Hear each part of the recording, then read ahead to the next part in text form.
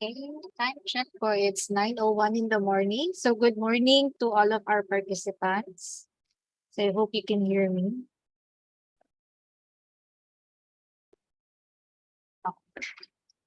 So welcome and good morning po. Happy Monday.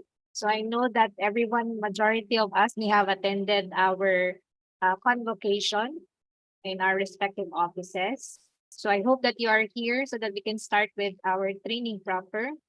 So also this is our second week, no? Second week of the training. And also just an announcement, our last day for the training will be moved on the 26th. So 26 is the presentation and the examination. We will not be meeting on Friday. Instead, our last day would be on Monday next week. So I hope you can still join us so that you can present your website. So we're excited to see your final product by Monday. Pero for now, we'll begin with the training. And we have Sir Bert with us, our resource speaker, our trainer for this training. So mayong buntag, Sir Bert. Hello, can you hear me? Yes, sir. Good morning, everyone. How are you doing? So it's like a whole new week again, no? Wait lang.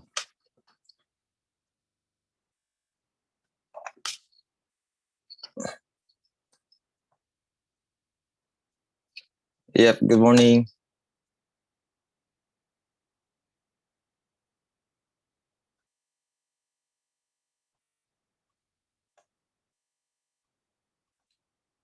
For a while.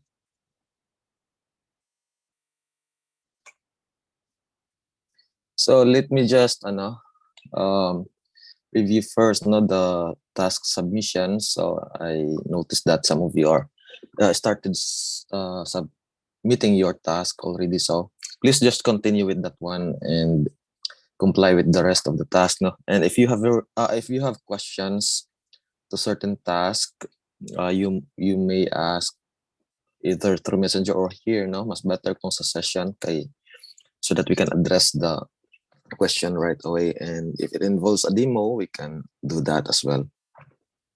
So for task 1, we have here like 12 submissions. Meron pa yung iba, no. By the way, Miss Alanis, can we like I noticed kasi na hold on, just for us to see the correct numbers. Ito mao na ni silang final, no, kanina adere or na ay mga redundant na ni. Mga na siya, sir, na tanggal na katong mga extra. Oh. Okay, sige, thank you. Okay, so that's for task 1. Okay, task 2, we have 11 submissions. I'll be checking the task, no, this week, so I'll just share to you the tracker.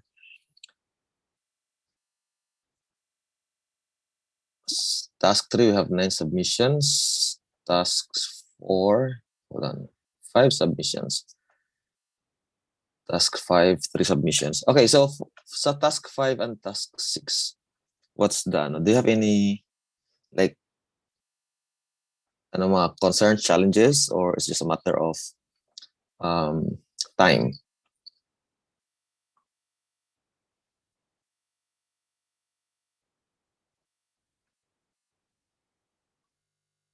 See kung meron nag-chat, no?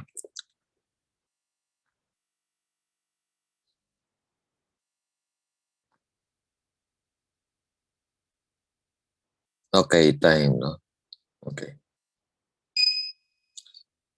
All right, anyway, so I'll try to cover one topic this morning, tapos if we still have time later, I will let you do the task also.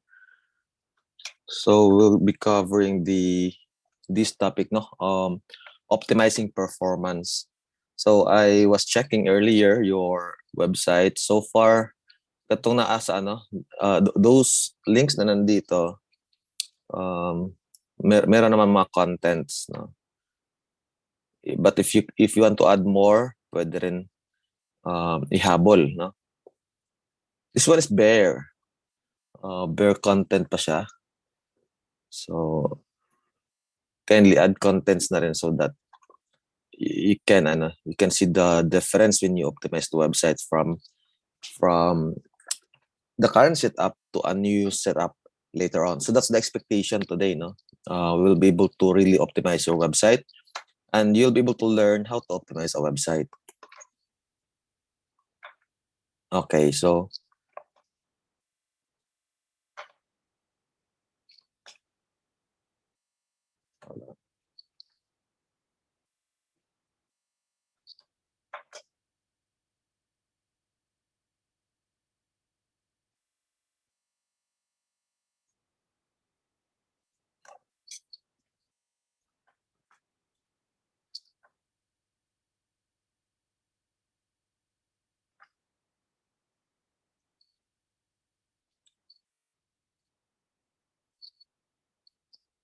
okay, so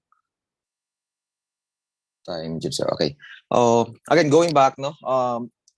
For this morning, we will cover WordPress website optimization or performance optimization. So more on the things that you need to do in the WordPress website or in the WordPress setup, no, in the WordPress dashboard, wherein you want to really achieve like different optimal results, no. So speed, among other things, no, particularly ang speed good.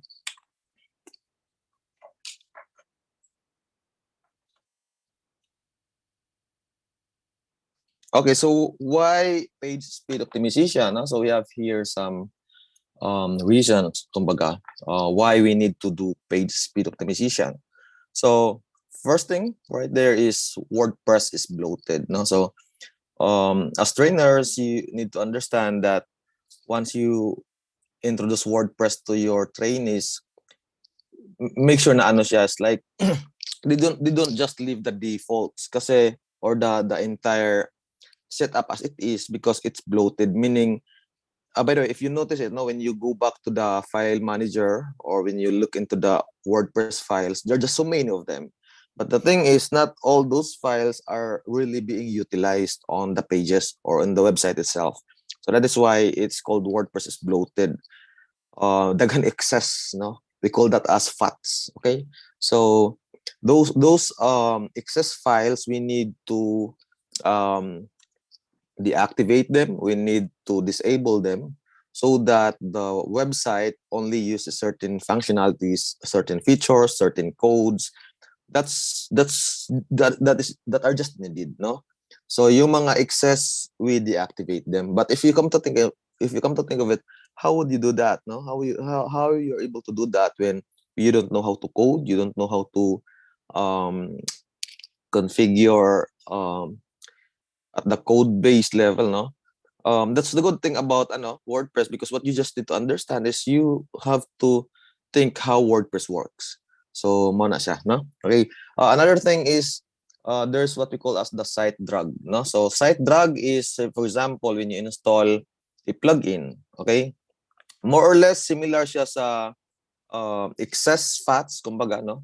But when we say site drag is we are primarily referring to the plugins. Kay when you install a plugin, okay, when you install a plugin, for example, a contact form plugin, if you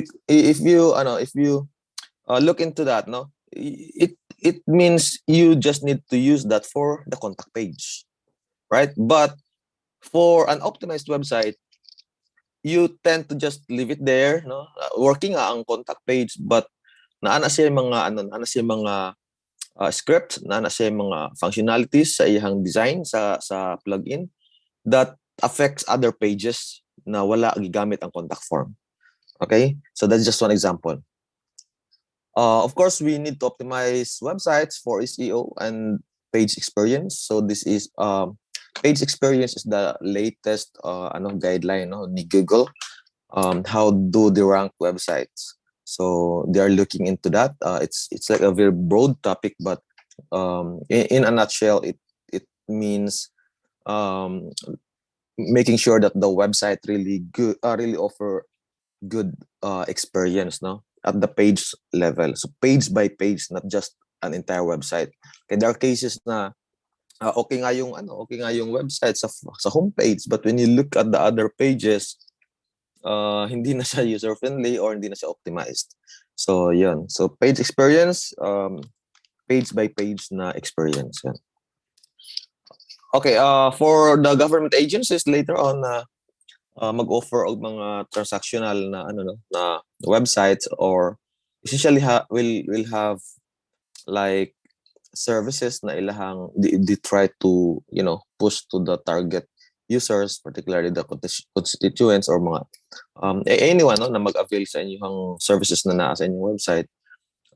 It also helps when your website is optimized.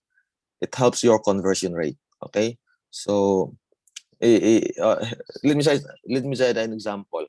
When you go to the website of SSS, diba? And the idea is you just want to go there, log into that website, and pay your whatever dues na kailangan nimo bayaran dito sa website sa SSS. But the thing is, as you use it, you're not getting the right experience. So what's the possible scenario? The user will leave the website, and SSS essentially just lost that opportunity to collect the payment, because the user just simply left the website. So again, if the website is really optimized, it can increase the collections, the revenue, whatever it is that you want to offer in the website as a transactional service. And of course, user experience. No, so we always mention this one. Overall, user experience, any aspect of the website that the user needs, that the user likes, it helps a lot, no, for you as a website administrator. So let me just check, no, na I message the na ako'y read signs ako up pages. What do you mean by read signs? Katong sa sir, katong sa SEO bitaw na niya sir. Okay. When you see that read signs, no, that means you need to work on that to improve it to green. So Yes, as I have mentioned last week, you have to click on that option that says SEO analysis. It gives you some insights as to what you need to do for you to be able to address the issues, changing or turning the red status to green. So try to just review every page that has red signs. Yeah, for a while.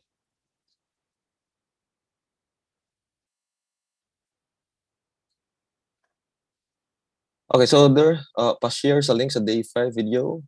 I guess we missed the day 5 recording, right? So, as explained by Miss Alanes, no? So we apologize for missing that. But most of those topics kay raman to siya. Naata post group chat. I guess there's someone, no? Or someone who was able to record it. So kindly just share to that one to the sa trainees yan. Okay, so let me just bust some myths about WordPress website optimization. So here are some of them. There are other people says that it's hard to optimize WordPress for non-coders. So this is not true, no? If you don't code, that's totally fine. I'm no coder myself, as I've said, no. So I don't hard code. I understand codes because I know the structures and I'm familiar with that. That's just the basic, no. As long as you understand how code works, then that's it. If you don't really need to code, it's if you don't have that, it's probably something that you want to explore, just to upskill yourself, no, in that area. But you don't really need to code if that's not your liking. Okay, and even if you don't know how to code, you can always optimize WordPress websites. Here's another thing. No, I'm not sure if one or some of you here also have this myth. No, too many plugins can't be optimized for page speed. So I'm gonna debunk that later. I have seen websites with like 30, 40, 50 plugins, and you will be surprised that they are actually they can actually be optimized. And we have done that. We have done that a lot of times already. We have created a lot of websites na it uses multiple plugins, but we're able to really manage them. So in a way that the page speed is optimized. And then there's also some that say CDN is enough. That's not true. You don't have to rely on CDN alone or content distribution, content delivery network. Another thing is use all caching techniques. So database caching, page caching, memory caching, etc. There are cases when you actually just need to use one or two of these. So you can probably use database caching if you need to optimize the page speed through the database. Or page caching, the very common one, wherein you set up some kind of caching to cache the pages. Or there's also memory caching, so at the server level. So you don't need to do all of that. So that is why it's a myth. One or two, or essentially just one, it's fine. Caching is just what you need. So as I've explained earlier, so caching, that's not true that caching is just what you need. You have to work on other aspects of page speed optimization para mas ma-optimize kita ang website. Expensive hosting offers better page speed. That's not true. I have seen a lot of really cheap web hosting solutions, and you can still optimize the website. Even you purchase a cheap web hosting solution. Okay. WordPress themes are speed optimized. That's not true. So, say for example, you purchase a premium theme because you want to use a custom design for a certain project or for a certain, essentially more or less mga project yung pwede paggamitan when it comes to government websites. That's not also true. There are a lot of paid themes or premium themes that are not even like optimized. You still need to do a lot of work to optimize it. In the case of GWT, so far it's optimized. I mean, it's optimized, but you still need to do a lot of work because while the theme is okay, while the theme is good, the thing is you install plugins, and GWT or GWS theme don't manage the plugins. The group that manages the plugins are the developers of those plugins. So when you have a very optimized, for example, GWT template, but you add plugins, it's gonna bloat further, the setup. So you need to do something na ma-optimize gid ang imong overall website speed. Particularly, you need a perfect page speed grade or score. So when you are doing page speed optimization, you will use tools like GTmetrix or Page Speed Insights. These are online tools that you can use. But here's the thing: a lot of users are just like they just want to make sure that they are able to really get like 100% score or 95% score. That's not how it works. You have to work. You have to check both the tools results and the actual experience. You have to test that. You have to test on your computer. You have to test on the device. You'll be able to see if the website is fast or not. And again, whatever the tools are saying doesn't necessarily mean they're correct. Okay, so you have to weigh in also some on how you decide if you are doing it, you have done enough, or it's already optimized. Another one is old and outdated plugins are not recommended. So this is very common. While this is true for while this is true as far as web security is concerned, no, the thing is, as long as it's as long as not as long as it's not compromised, as long as it's not infected, okay, and you feel like that particular plugin really serves its purpose, then that's totally fine, okay. But you have to also be you have to make sure that um it's not something that no makaka-cause ng problem sa website. But when it comes kasi sa mga page speed optimization tools, some of them are actually like outdated not because the developer leave that plugin or left that plugin, but because the developer doesn't see any reason for them to optimize it further, like if the purpose is just very simple.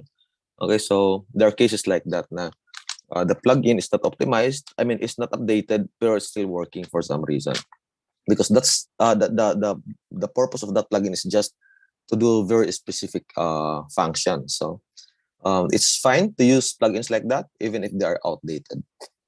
Let me just check the task, no? I mean the chat, download. Okay, about the recording. All right, so by the way, as trainers, you can also do the same, I don't know, thing that wherein you will be discussing this stuff, no? If you are new to this, just I don't know, just research more. All those things na ako ang na-mention kanina, if that sounds like foreign to some of you, okay? Okay, so how do you optimize a website? Okay, so here are the basics, no? So you will use a CDN or Cloudflare as a DN, no? So this is a popular one. Just the free version is fine. You will do caching, so either server, browser caching, page caching, database caching, or memory caching.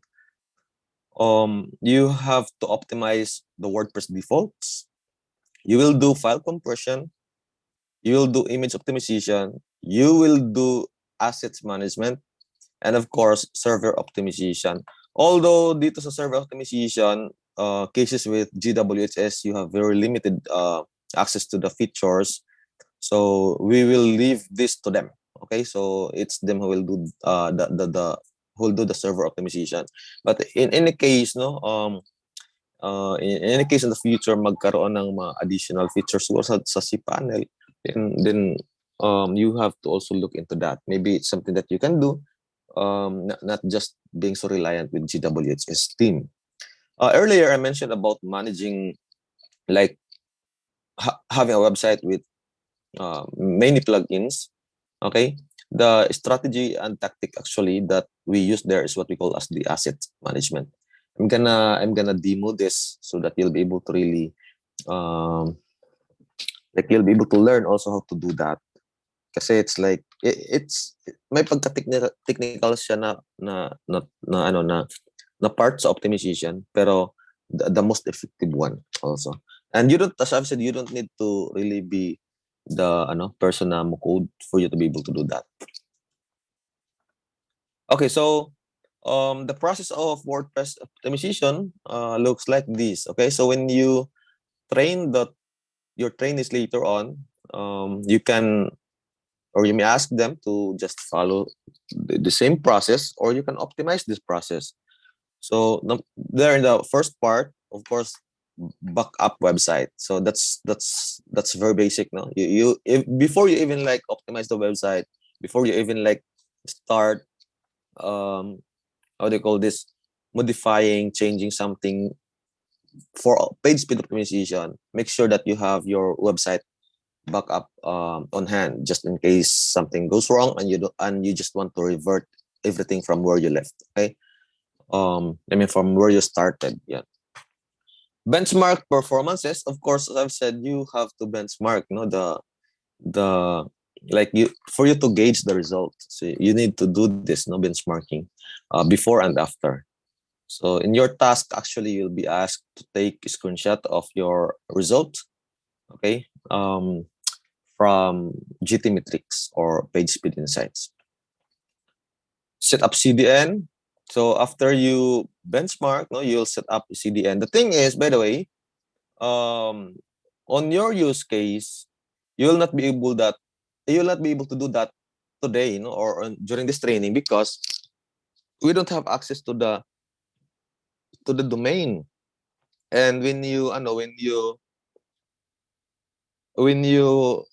set up CDN, you need to change the name servers, okay, in the domain, so that it uses the name servers of Cloudflare. Okay, so but in the future, if for example you are going to work with a certain government agency website, and you need to use CDN, you'll just talk to them, no? So you'll just talk to GWHS. You will ask them to change your you will ask them to change your domain's name servers, so that it uses the name server of Cloudflare. Now you might say, na, what if GWHS like have their own CDN? Well, that's good, no? That's better actually, if they have their CDN, because that's something that we can use also, no? We don't go we don't need to go with the Cloudflare if they have that. But in any case, wala silang CDN, then let's go with Cloudflare as a CDN. Okay, so then you set up the caching plugin. Okay, so free is fine. There are paid options if the agency can do that, no, but free is fine as well. And then next to that is, if you are going to use Cloudflare, I will recommend that you also install a plugin called WordPress Cloudflare Super Page Cache. Okay, that will optimize the CDN, the use of CDN. So yeah. And then you will be doing is like image compression or image optimization. So that means you need to install the plugin for that as well. And then you retest and measure the optimization. So this process, no, is very simple. We can do that later in the demo. And then after that, once the first part is done, then we can move on to the next part, which is we have to set up the caching plugin. Okay. Again, there are free options. I have listed that one in the list of allowed plugins. And then we set up the image compression. In any case lang na if for example you want to use something else for the image compression or image optimization, as long it is for that purpose, that's fine. Okay. And then we'll do the plugin management. Plugin management it involves a certain plugin, no, that allows you to deactivate certain plugin or deactivate certain feature of a plugin on certain pages. So that way you are able to really reduce or essentially like remove what we call as the site drag. And then again, retest and measure. So you always benchmark, test, then retest, so that you are able to really see the difference and the results.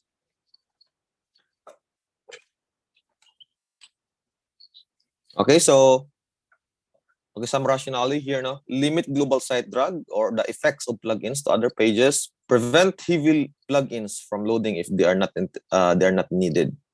And then eliminate unwanted features. So on pages, posts, or products. So for example, if you notice it, dun sa post, of course, the post, you just want to see the post, diba? Or the pages, you just want to see the pages. But how WordPress was designed is that daghang kayo sa mga line of codes na dili kaayo kailangan. So you will be able to see that later on. Well, we also have to improve the load time, particularly the load time. The target actually is 5 seconds or less. Okay, so we will benchmark later, and we'll try to see how much speed you're getting right now before the optimization. But again, I can only expect na it's like more than 5 seconds. and that's something that we need to work on. And by the way, I noticed that the case study websites ninyo are in a subdirectory. Okay? Subdomain, tapos naka-subdirectory pag yun. We can only expect that the load time is high. Okay? But because ang ano ana makapiktuhan ana singon ana na structure is the HTTP it's the HTTP response. So I'll explain further later. It's different to optimize a website sa, for example, sa domain.com than optimizing a website from subdomain.domain.com. And mas tricky pa siya kung ang location sa website kay subdomain.domain.com/subdirectory. So it's like ang iyahang request perting taasa. Okay, instead of just connecting directly to the main domain. Yan. Okay, so for that no sa plugin management or sa assets management, we will be using these plugins. Either one or two of these. Free Soul, the Activate plugin, plugin Logic, plugin Organizer, plugin Load Filter. Gonzales I will not recommend for now because this is a paid version. But in any case, the agency can pay for that, then that's fine. No? I mean, the thing with the paid option, it really gives you it allows you to do things faster. Yan. And of course, there are some other features that are not available in the free plugins. Sometimes when you choose the paid version, it's just like, it just makes sense, no? So yeah.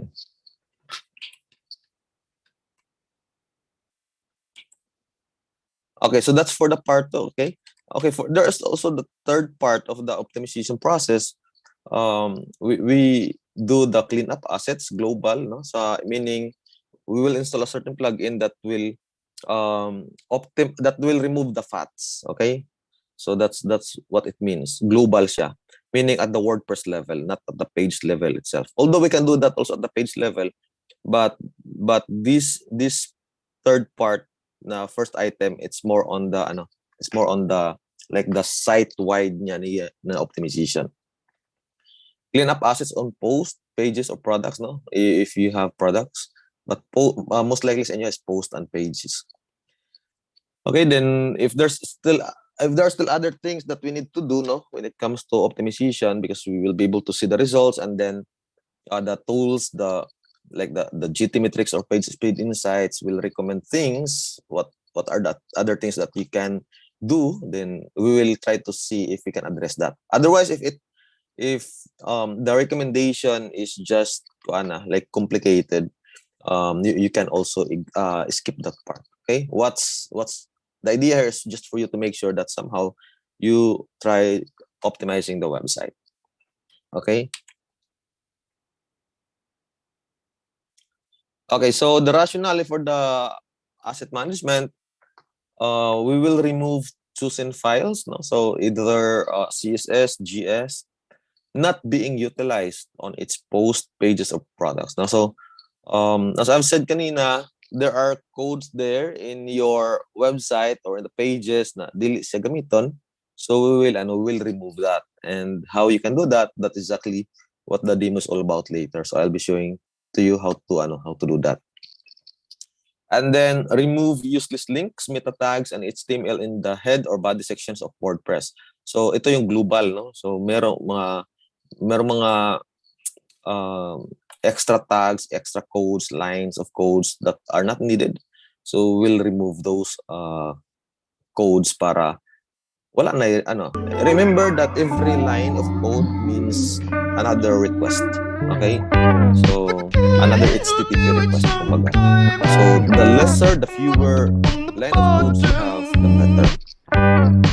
Caching, CDN, image optimization, and plugins management may not be enough. Okay, so as I've said earlier, and then we are going to do the the asset management to further improve the load time. And as I've said, reduce the HTTP requests. And the plugin we will use for that is the asset cleanup. plugin. So I'll show to you later on how to set up that plugin.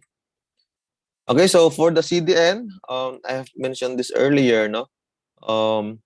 In any case, your trainees, yeah, I think it would help if you somehow cover the CDN separately, just for them to understand and appreciate the use of that. Okay, so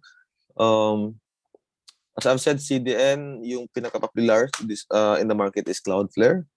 In fact, I have seen some websites, no, government websites using Cloudflare as well.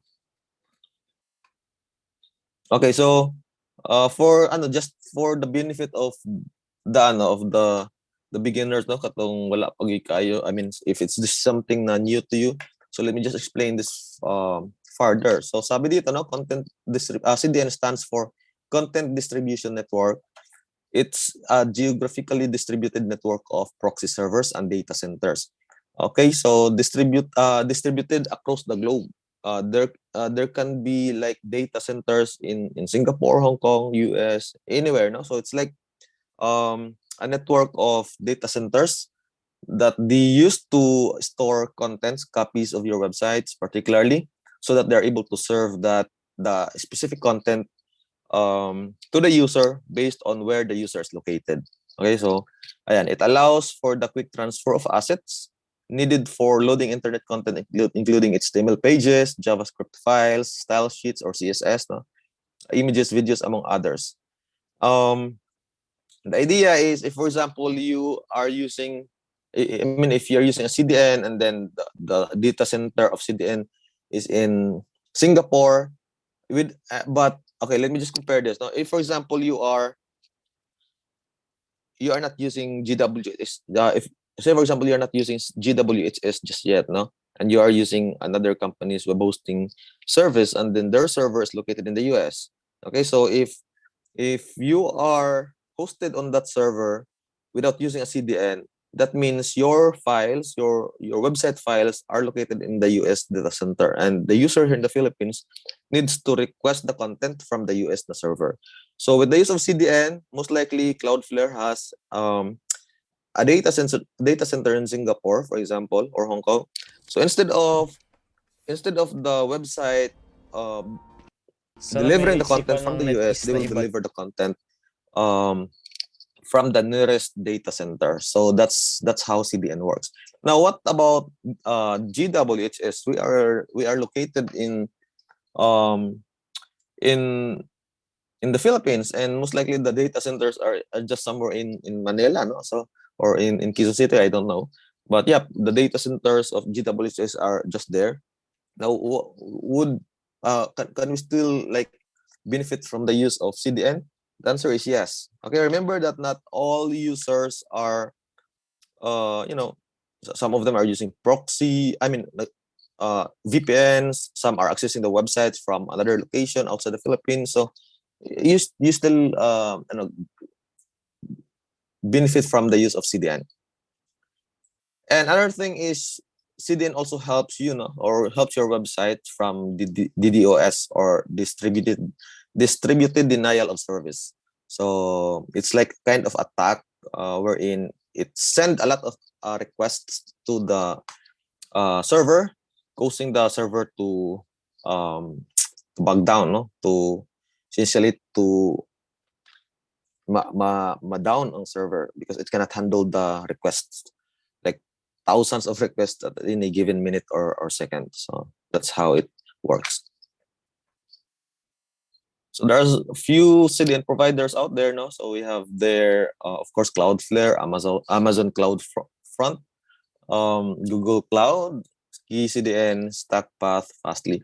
By the way, KeyCDN, Fastly, I have seen a lot of websites, na WordPress websites using this instead of Cloudflare, but this one are really paid CDNs, so you might want to just stick with Cloudflare, no, unless you have the budget, or the agency has the budget to buy the license. Okay, this is how it looks like, no, inside Cloudflare. As I've said, you just need to connect your website to the Cloudflare dashboard or platform, and then once you once you are done adding the website to Cloudflare, it will ask you to set the DNS records, no? The DNS records, you'll be able to get these records from GWHS, and that's what you will put here. And at the same time, you will need to submit the name servers to GWHS so that they can update also the name servers in the domain settings. So it's like, again, you provide the name servers to GWHS so that they can update the domain settings to use this name server. Then you will ask them the DNS records that you will put here. Okay, so it looks like this. Essentially, it has different content types or entry types, like type A, say name, mail, among other things. No, so just inform GWHS what you need, and they will provide it. No, so that's how it works. But again, do this only if you are going to use Cloudflare. If they have their own CDN, then that's better. Any questions so far before I do the demo?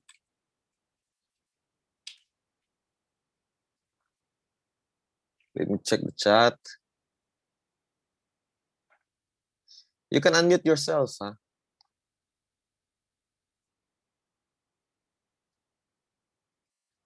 Okay, so from Kapatagan, LGU Kapatagan, sa plugin organizer, maka-customize og left and right sidebar sa mga pages.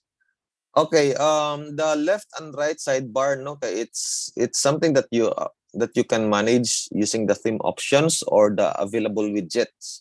So, although there are plugins that you can use, no, other plugins that you can use to customize the sidebar, the thing with GWT is it already has the features that you need.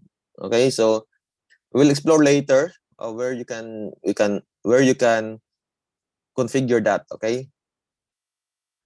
Another thing is, okay,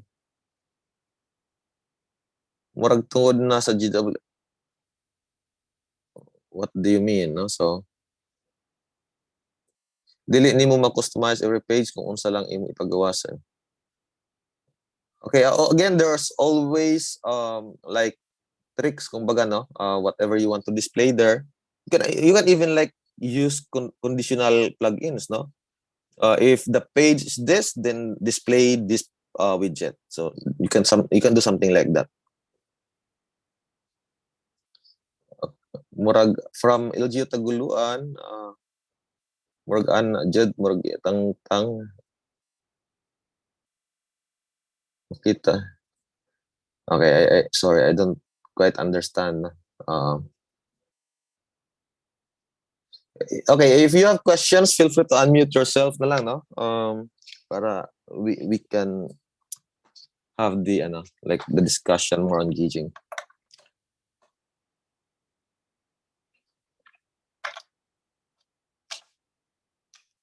Saglit lang.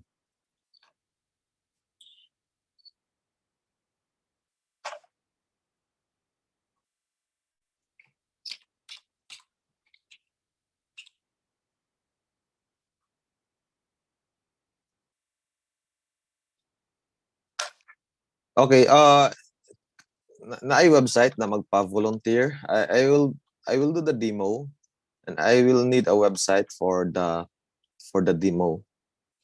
Basta na ganahanin niyo magpa-gamit sa inyong website.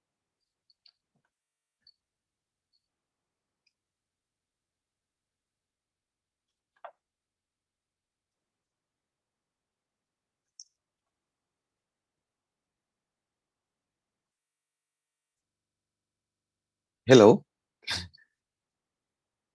Okay. Taguluan, okay. Kindly send me the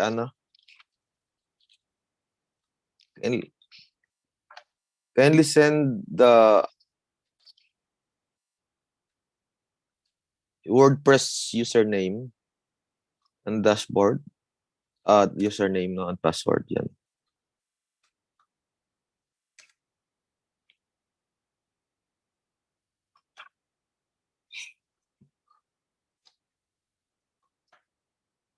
Oh, duha lagi ni.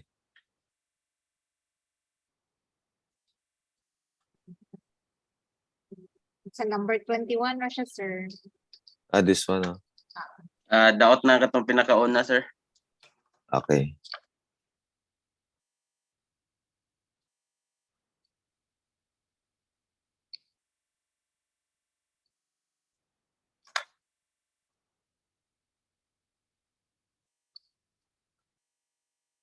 So kanina, kindly share your login.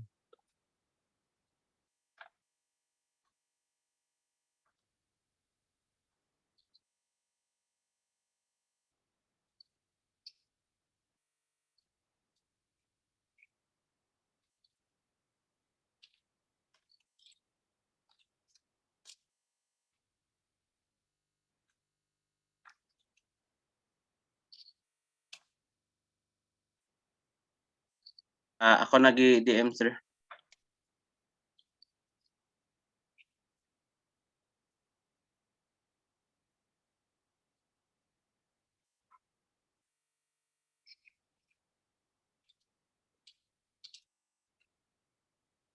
Syntax error.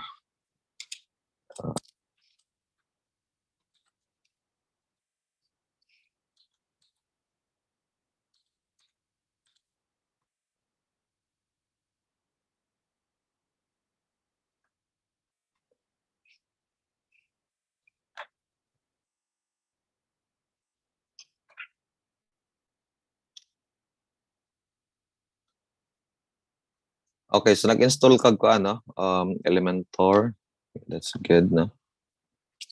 Elementor, by the way, for those who are new to that, it's a page builder, no? It allows you to create or design pages in a way that it's unique, no? Because you can customize it the way you want. Yep. That's okay, by the way. That's okay to use Elementor in a government website. Bisa na apa ang GWT. Okay. But of course, when you use the Elementor, no, in your templates, don't replace the entire, like you have to keep the header and the footer sections.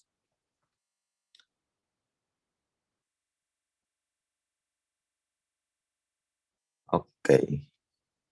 So wala kay backup plugin, no? So again, going back, no, let me see if I have.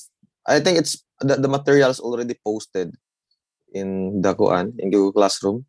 So kindly just open that and go directly to the process na page.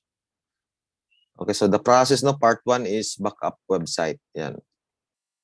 So backup website. So how can you backup a website? Okay. Let me see. Okay, by the way, close lang ako na yung uban, ha.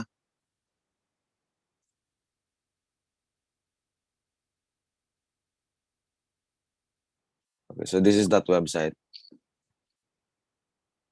Again, before you even start optimizing the website, you have to make sure that you have a backup, no? So it's just like a copy of your website before you do anything else related to page speed optimization. So for the backup, I'll just use Updraft Plus, no? I will install it there.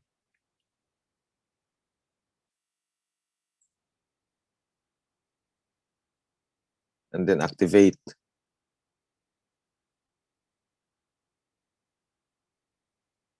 So I have it, I have it installed. So I'll just create a backup. By the way, when you use the Updraft Plus plugin for the backup, I suggest that you set the settings correctly. The ideal frequency of backing up a website depends on how frequent you make changes to the website. If your website is being updated on a daily basis, then that means you need to update. You need to set backup daily. No, but the thing is, if you just say, for example, if you're just updating the website, meaning putting new contents on a weekly basis or monthly basis, then you don't need to set the backup frequency like daily, no, it's just gonna consume your storage, and it actually doesn't make sense not to do that. You don't need to keep a lot of backups. You just need to keep one backup, latest backup, for you to be able to revert to that last version of the website, unless of course you want to have like copy of certain date and another copy for a certain date. You can do that, but I don't see I don't see the logic if you do that, no. So, yan. Okay, so files backup schedule, I'll just set this to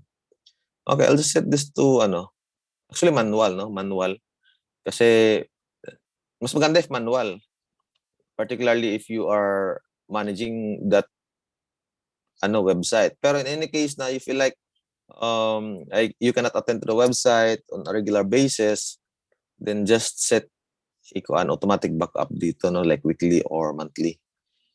And by the way, okay, for the files, no, this means this refers to the entire files. Remember sa cPanel, there's an option to backup. Yung sa cPanel na backup, it's like the entire like cPanel, including settings, file settings, etc. No? But here, sa files backup, it's just the entire website, not the entire cPanel. So entire website lang siya. That is why this is better and mas light siya compared sa cPanel backup. So for example, I'll just back up the files monthly, and then how many backups? As I've said, you don't need to keep a lot of backups. Just one is fine. And then for the database, okay, most likely the database. So for example, mag-update yung website in a weekly basis, then you need to set it like weekly. In most cases, by the way, it's the database that is regularly being updated in the back end, particularly when you add contents like posts or pages, but you don't touch the design. Okay, so it's just the database that's regularly being updated. So that's the one that you need to back up more frequently. So I'll just skip one backup also, and then save changes. You can keep the defaults when it comes to the files to backup. Okay, but you can also customize this if you want. And that's it. Now I'm done with that part. I'll just go ahead and do the first backup as part of the WordPress website optimization process. I'll just back up. Okay, hold on. What's this?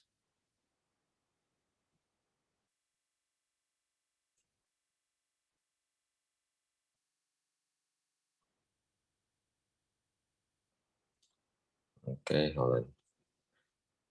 Okay, so there's the new there's the first backup, no? So in any case something goes wrong later on, you can always restore to this, no?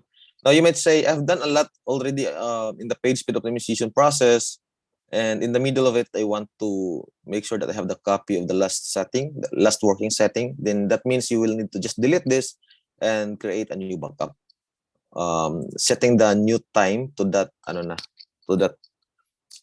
setting the time to when you are optimizing the website na you have changes a lot. I have made changes a lot already. Okay, so that's done, no? So the second step in the first part is benchmark performance. So what does it mean? You just need to test the website. How do you test the website? As I've said, you will use page speed optimization tools. Okay, like GTmetrix and page speed insights. So let's use GTmetrix for now. By the way, I suggest that you sign up with GTmetrix so that you will not be restricted, no? Although there's still a limit of number of tests that you can do in a day. The thing is, when you sign up kasi, it's just free sign up, okay? You get more tests that you can use, no, in your optimization process. Otherwise, if mag-max out talaga kayo dun sa sa limit ng GTmetrix, you can just use another email address or another browser. Okay, so you can just trick it that way.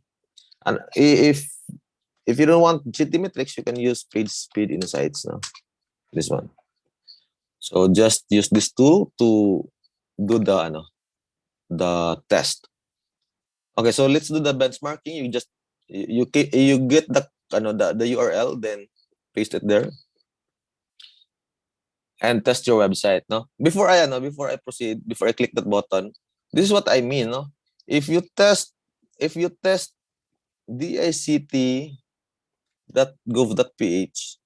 you can always like expect better result than testing this subdomain, for example. Okay, why is that? Because the tool that we'll be using, no, it needs to look into the we call that one as the DNS lookup. Titingnan niya to, at the same time after this titingnan niya rin yung subdomain. So it's like mas siya, no, mas nalangan siya ba, no, pag check sa domain pa lang. And samot na kung naapagyoy subdirectory that like this one. So it check niya ang main domain, after that the subdomain, i-check pa yun niya subdirectory. So taas na kasi bihiyon. Diba? So anyway, the point lang is, again, if you are going to test a URL like this, expect the results to be poor. Okay? Poorer siya compared sa domain lang yun, or main domain lang siya na URL. Okay, so test site. Let's see what's the performance right now. By the way, when you do the testing using these tools, you have to do it like at least 3 times before you even can like say na okay, this is the result. Why is that? It's because ang mga tools mismo, they need also to cache a copy of your website, and they can do that on the first test that you do, di ba? So in other words, once the first time you test the website, they don't have a copy of it yet in their they don't have a copy of it in their browser, no? So if they are the first time they connect to your website, so what happens is they need to cache it first, and then when you retest it, okay, you can expect different result, no? It can still be low, but at least different and more accurate siya. So to emphasize my point, let's run another test. I'll just open a new tab, and then I'll so this time on this second test, naka-cache na ang ato ang GT metrics sa copy sa inyong website. So let's test it again. By the way, if you want to test your website, there's the link, no? I'll just send that one in the chat right there. So GT metrics, and for the page speed insight, I'll demo the page speed insight later on. So that's the URL. Okay, so here, okay, this is the first test, and then I'll do the second test. So let's see what's the result this time. I can expect na the second test result is better than the first one, or the third test result is better than the first or second tests. Let's just wait for that.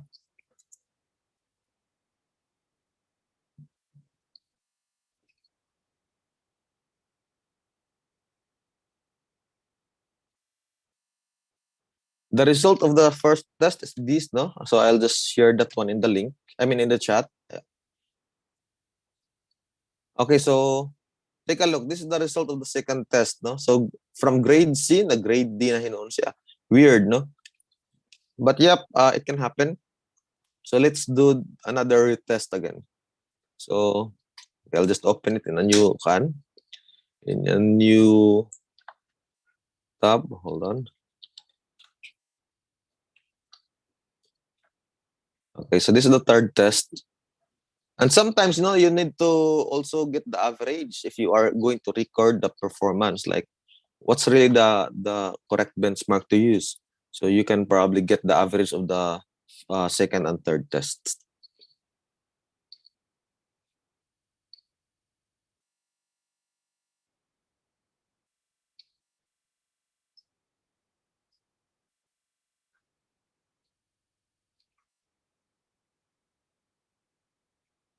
So grade D siya, no? Grade D. Okay, so how does the rating works? We always aim to achieve grade A sa GT Matrix. Okay? You don't need to achieve 100%. Just grade A should be enough. But if you look at this, no, we are at grade D. So more or less, mao gid ang iyang performance. So grade D performance overall is 65%. Okay, the structure daw is 67. So it's if you look into this, like what does structure means? It means the entire structure of the website, no, the from header to footer. So the tool can tell you if it's good or not. So sa Core Web Vitals naman, we have here the LCP, or the largest content full paint, 3.1 seconds. No, so largest content full paint, meaning it's the largest content in the page. So by just looking at this, I can predict that this is the largest content, this header. So if that is causing an issue, that means you need to address that. Okay, so we'll look into that later on. Sa TBT, or total blocking time, okay siya, green, no? And then sa CLS, or cumulative layout shift, okay siya, meaning optimized ang ato ang pagka-layout. It's just that we have an issue with the LCP. Same ra sila og location test server, I think so. Let's see, no? Ayan, no? Canada. Yep. So once you do the test, it's them who automatically choose the server to test, no? Ayan. So if you want to validate this, if you want to validate further that this is really the result, you can use page speed insight. And actually, the use of that is more or less just the same as with GT Matrix. Okay, let's do that. You paste the URL there, and you do the same process, no, 1 to 3 tests, and see what's really the more accurate test that you're getting. Okay, so let's wait for the results.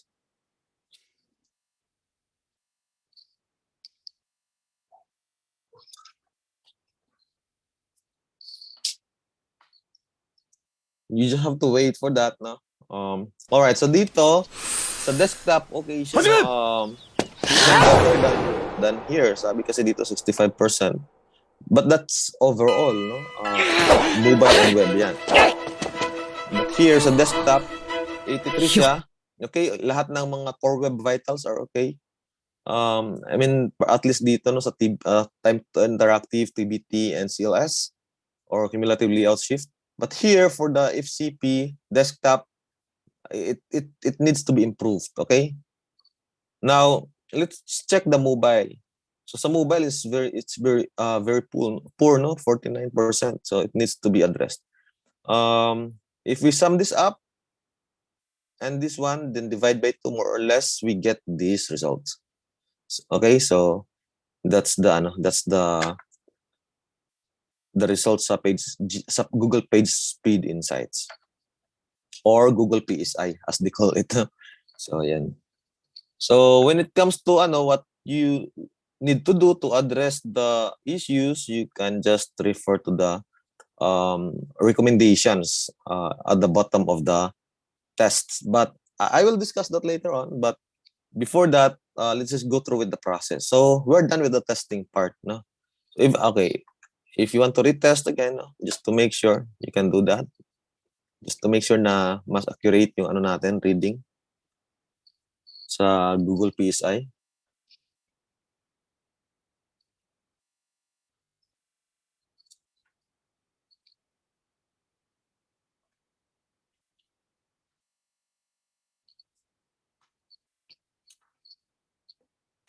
Okay, so 83 sa desktop and 49. I guess it's the same result. So I guess this is really the performance according to Google PSI. Okay, so that's for the benchmarking. So the next step actually is to set up CDN. No, so the thing is, we cannot do that. We can sign up for a CDN, but we cannot connect your website to a CDN and make make changes to the domain settings right away. We don't have access to that. It's something that you can request sa GWHS. But in any case, no, later on as you develop the agency website, you can sign up with Cloudflare through that link. Okay. The implementation is very easy. You just have to log in after signing up. Then you input the domain and and then Cloudflare will do the rest. No, so muana lang na siya na give this name server to your web hosting provider, or you change your domain setting to point your domain to our server. Muana na is Cloudflare. The thing is, we don't have access to the domain setting. Okay, I'm not sure if that's something that we can get in a short, like if you notified the GWH system today. So I don't think so, no. Oh, but yep. If you intend to use this later on, just inform them ahead. Write a request that you will be using Cloudflare, and you need to change the name server in the domain setting. So since we cannot do this, no. Here's the thing that, as I've said, there are cases when some of the optimization options you cannot do it. No, so that's fine. You can just go ahead and do the rest of the available options that you can do. So at the end of the day, you'll still be able to see improvement in the overall results. Okay, so after the CDN, like Cloudflare, we can go ahead and install caching, no, or set up caching. So how do you set up caching in the website, like in the WordPress website? It also involves another plugin. So just go to the plugin section. No? Here in the caching, we recommend both free and paid, or free or paid version. Free is totally fine. Okay, so when you look into the plugin directory and then just type caching, you will see a lot of options. No? So let's see here. So we have Lightspeed Cache. By the way, Lightspeed Cache, you only use this if your server is using the Lightspeed technology. I don't think we have that in the staging, so we can skip this. W3 Total Cache is one good option. No? So we use this sometimes in in some of our projects. No? So W3 Cache, my personal favorite actually is like W3 Cache and auto optimize. Okay, by the way, I have listed some of those already, in the allowed plugins list when it comes to the optimization, particularly the caching. No, so we have here the auto optimize as the recommended na plugin. But this is my recommended plugin. These are the approved plugin or allowed plugins ng GWHS. So nandyan si W3 Total Cache, no? So it's really up to you. Okay, it's really up to you which one of these you want to use. But if you go for W3 Total Cache na plugin, just make sure that you really set it correctly. The same thing with auto optimize. Okay, so here para matest lang natin, we'll go with W3 Total Cache plugin as our caching plugin. So I'll install that and activate, no? But here's the thing, once you activated that plugin, you also need to configure it further. So you really have to go to the settings of that plugin para you can configure it correctly. So let me just explain some of those after activation. So let's go to the settings. Okay, so accept muna yung nila. Notice, no? Okay, so next. Okay, so page cache, sabi dito, the time it takes between a visitor's browser page request and receiving the first byte of a response is referred to as time to first byte, no? So if you notice the results kanina, naato siya yung mga labels, no? So some of those actually you can also learn in the plugin. Okay, they have sections like this that that explains what they are testing, or essentially what the optimization is all about. Okay, so W3 Total Cache can help you speed up time to first byte by using page cache. We will test your homepage with page cache disabled, and then with several storage engines. You should review the test results and choose the best for your website. So let's just do that now. Let's test page cache. Okay, measuring time to first byte. TFB, yeah, time to first byte.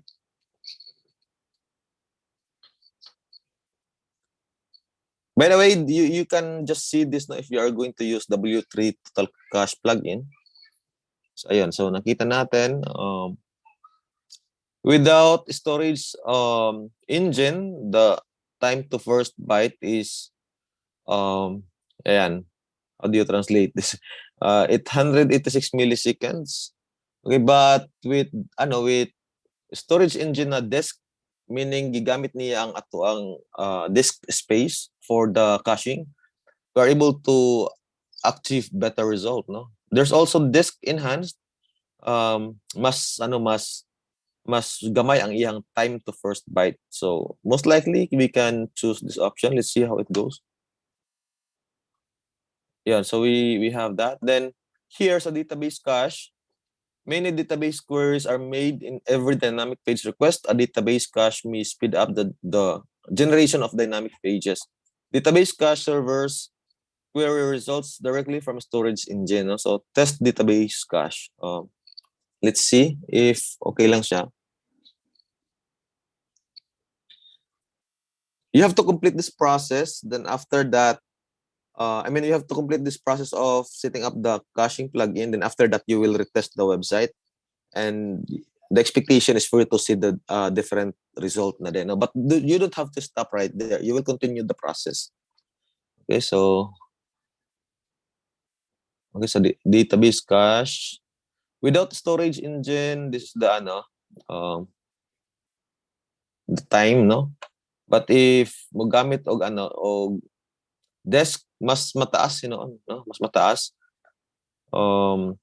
By default, this feature is disabled. We recommend using Redis or Memcache. Otherwise, leave this feature disabled as the server database engine may be faster than using this caching. So I will agree, no?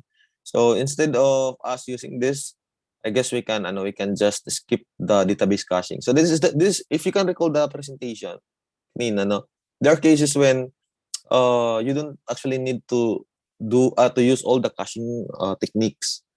So here we can skip the database caching, but we will use the page caching for the disk. Ayan. We will not use this database caching using the disk or disk space. So let's just continue.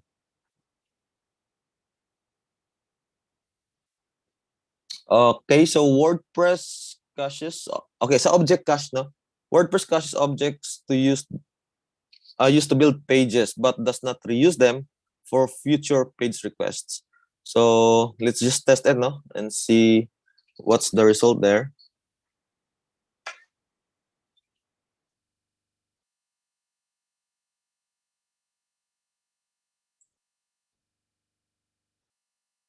Okay, it seems like it's still better no without the storage engine. So let's just choose none.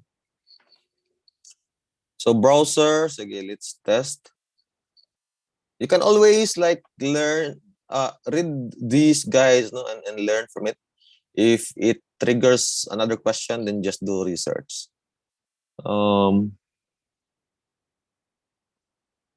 Okay, I think I'll just go ahead and click next. Okay, here for the lazy loading. Okay, so there's a feature here sa W3 Total Cache na lazy loading. The thing is, we'll be using an image compression plugin later to optimize the images. Okay, and it also has lazy loading feature right there. The thing with lazy loading, you only have to enable that in a single plugin. Okay, to avoid conflict. You don't need to have lazy loading enabled in all optimization plugins that you have. So for example, if you are going to use Smash for the image compression and image optimization, and then enable also lazy loading sa Smash, then we will use Smash for the lazy loading. Otherwise, if you don't want to use Smash plugin for the lazy loading, you can probably use W3 cache for that lazy loading feature. Yan. So for now, since we don't have other plugin since we don't have other plugin active that that does the lazy loading, let's just enable that for now, no? But as I've said, as you install more plugins later, make sure that they're not conflicting. It's against each other. Yan. So ayan, so okay na siya. Let's go to the dashboard. Okay, so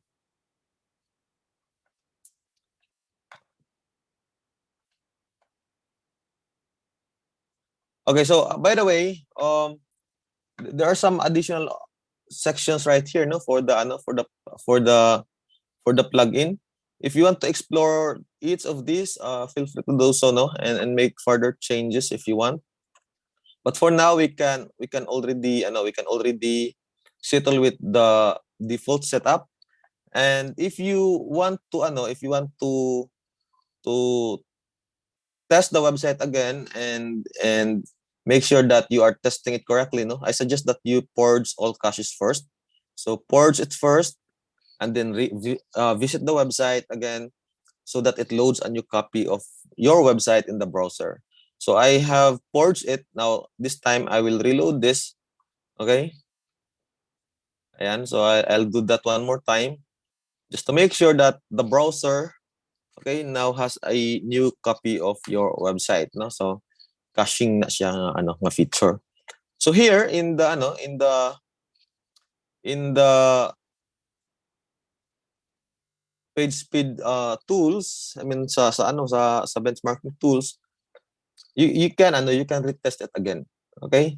So, but by the way, before you retest it, make sure that you have copy of the results, no? So just to make sure that you are able to really see the difference. So let's do this.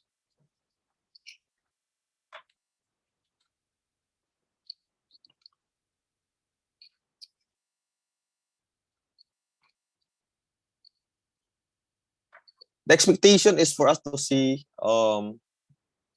better result, no? But if you don't get the desired result right away after installing the caching plugin, as I've said, it's just one of the many techniques that you can do in page speed optimization.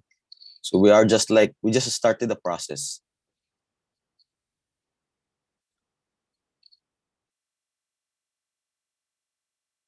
So as you can see, na grade A na siya bigla, no? Interesting. So from grade D, this one, so na grade A na siya on a first test pa lang. I mean, first retest. Let's just see kung talagang grade A, ano? So, okay, so ayan, ito na yung sinasabi ko. This is a cache report. So, gusto niya na magpa-sign up, no? So, nag-limit na kasi tayo. That's fine. You just have to sign up and test your website inside. Okay, so I guess we have to pause here for now. I want to check if you have questions, clarifications.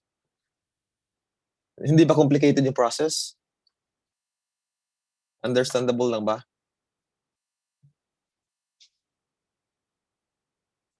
Anything?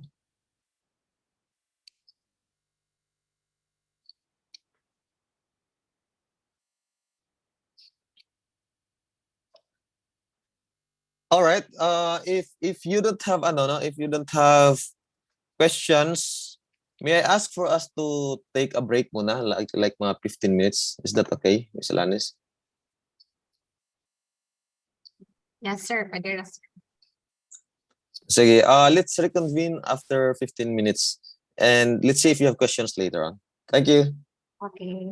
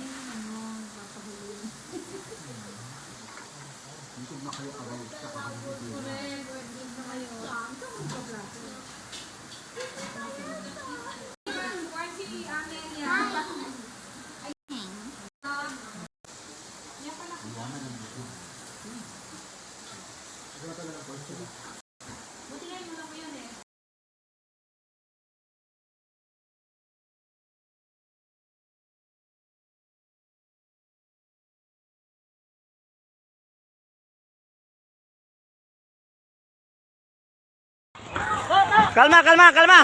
Walay mo balos. Walay mo balos, gwardiya. Walay mo balos. Dire. Walay. Pulis. Ayo, ayo. Ayo, ayo, ayo, ayo. Gwardiya lang magkuhan. Dito, ayo, makabalos yung tang.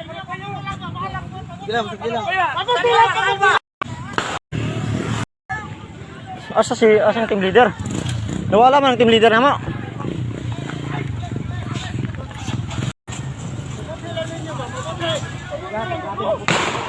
Hello, George.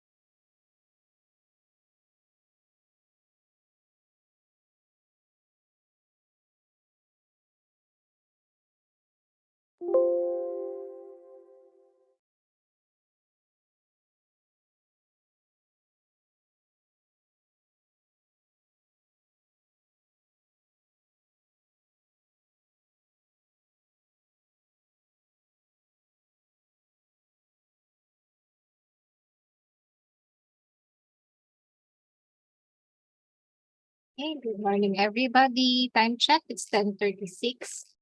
Let us know if you're here. Just type here sa chat.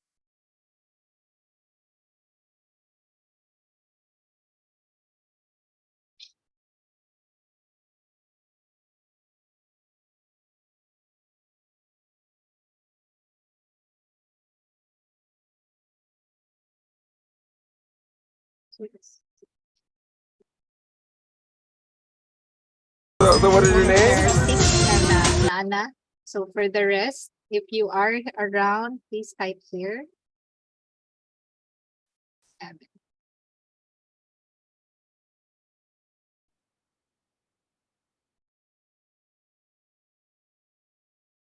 Okay, there are 9 na. I think we can start na, Sir Bird. All right, thank you. Okay, so to continue, no? Doon sa ano natin, hold on, let me share my screen. Okay, doon sa optimization process natin, if you feel like okay, that's already good and it's really nice, no? And you feel like murag okay naman ba mo, if you have a question like can I stop right here? Actually, you can if you feel like the website is optimized already. But here's the thing: as you add more contents to the website, as you add more pages, features to your website, whatever you achieved as a result, for example, after this test doesn't mean will be the same result you will achieve in the future.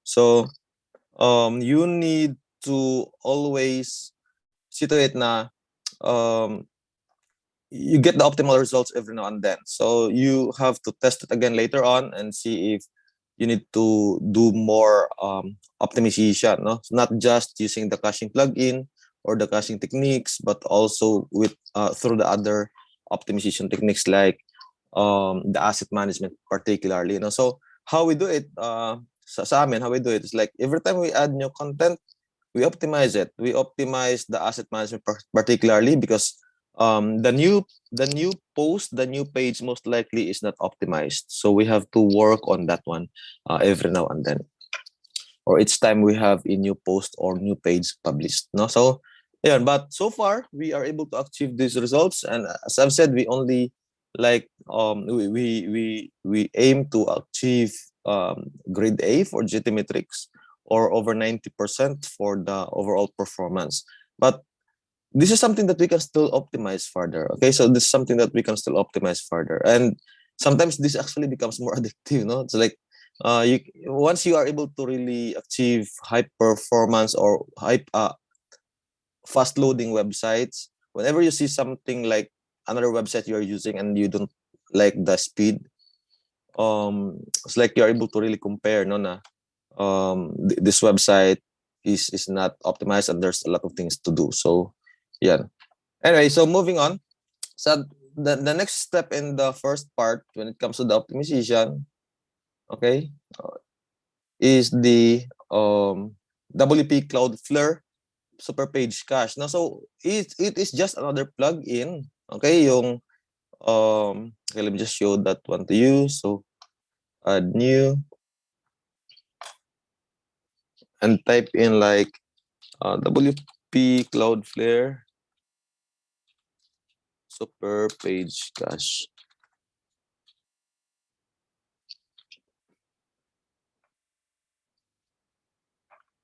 Okay, this is it now by Optimal. Here's the thing.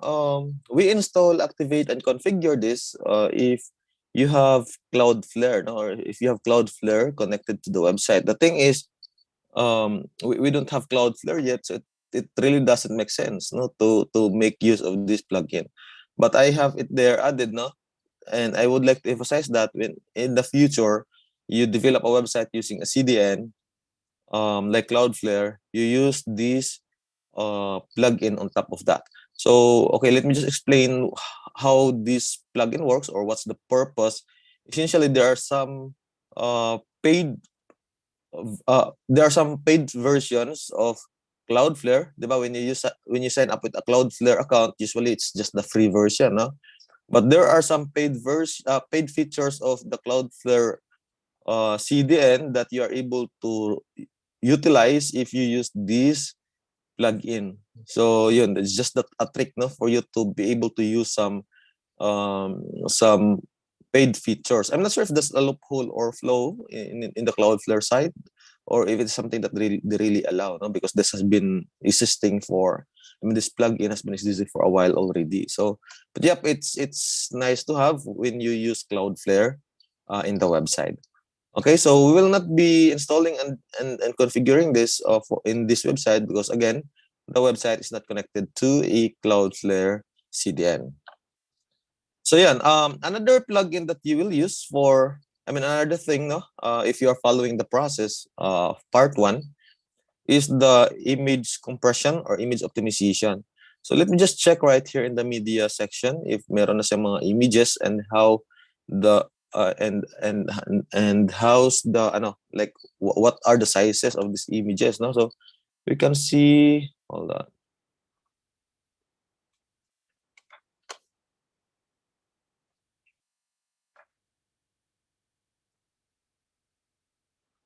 Okay, so for example, with this one, so it says like 356 KB, you know. So remember, when you upload an image, no, always aim for 50 KB, so or 80 KB, the most for an optimized, for an yeah an uploaded images na naapa sa inyong computer. Okay, so always aim for 500 KB to 80 KB file size. This one is too big. It's 356, almost half MB. Okay, and if you use an image compression, it can probably like optimize or reduce the size like 20% lower, but still big. No, that's still like heavy. Kumbaga, no? If you look at it here in the result, no, it indicates the size, no, of the page. So the home page, for example, before we optimize it, the page size is 1.53 MB, and the GS forms part of that. Forms the big part of that, like 830 KB of the page size is GS or JavaScript, no? So ayan, 52%, 53% of the total page size.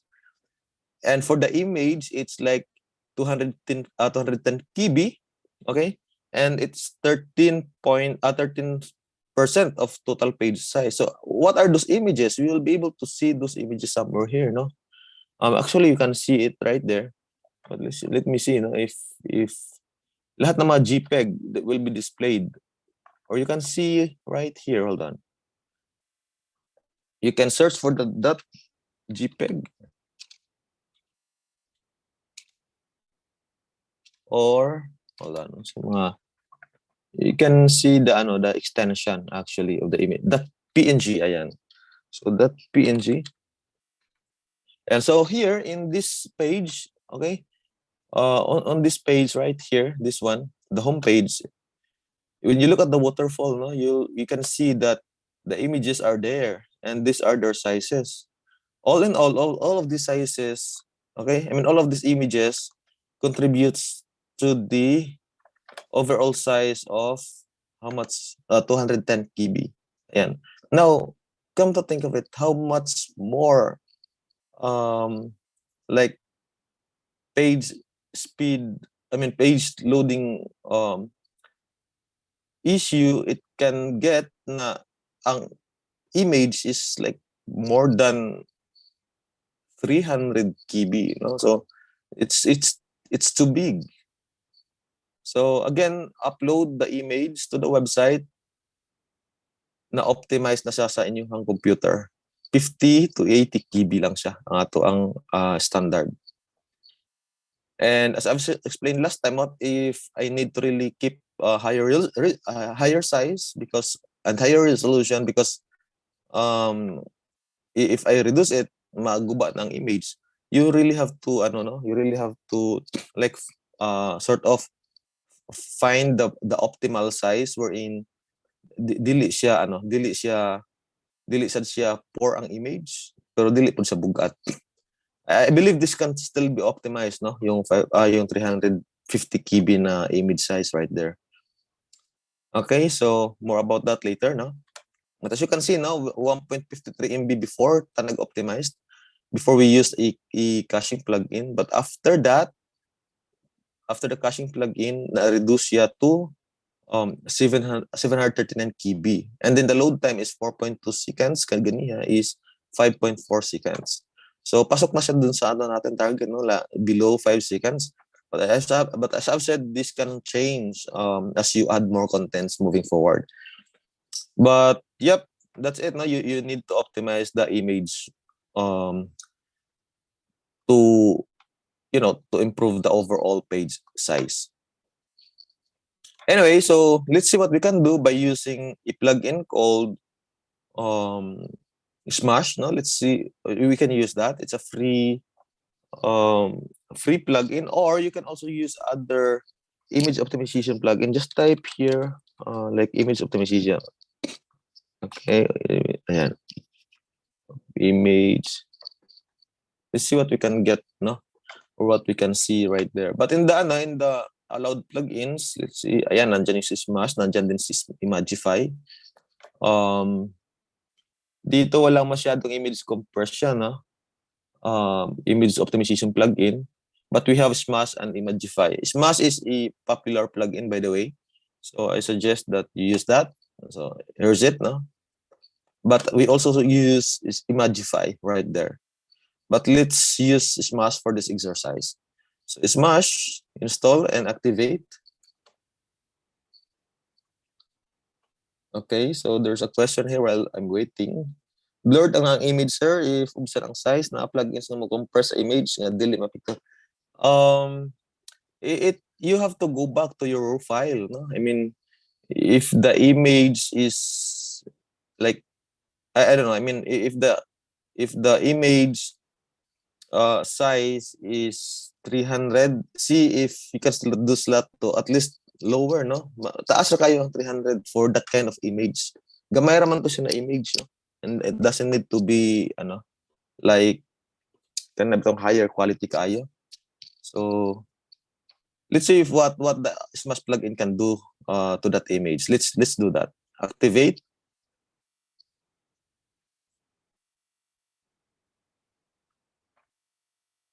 Okay, so Smash, where is that? And then go to the settings.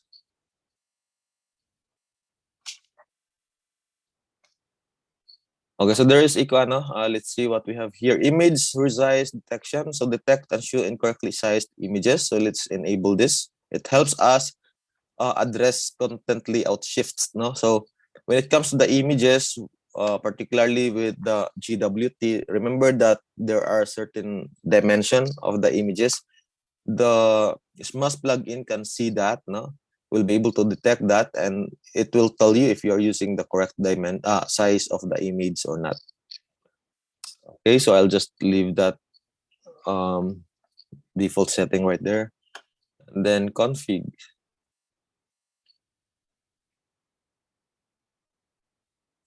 Okay. All right, so okay, there's accessibility. Remember that we are designing this for WCAG compliance. So enable support for any accessibility enhancements available in the plugin interface. So color accessibility, increase the visibility and accessibility of elements and components to need WCAG. Remember, AAA requirements. Galing, no? So AAA. But yep, let's try that. Okay, so I think that's for the settings. Let's go to the dashboard of Smash.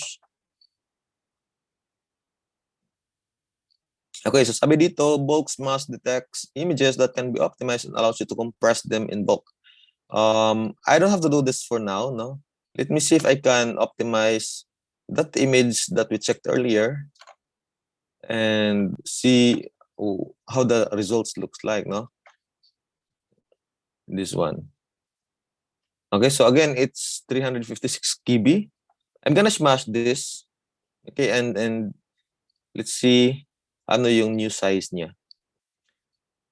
The thing, Manggod, no, the thing with being so reliant on image compression plugin like this one, we let them optimize an image na dako ra kayo.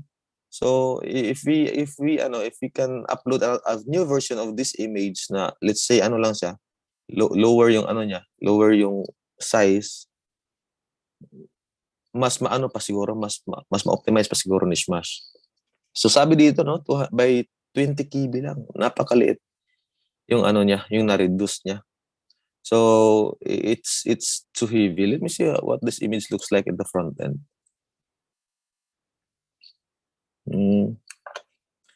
Okay, can I check no? I would like to see. Hold on. Ano nga siya image?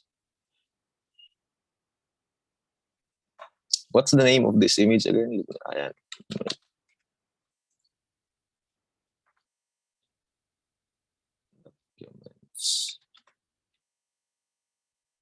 Okay, and then I will use image resizer, no?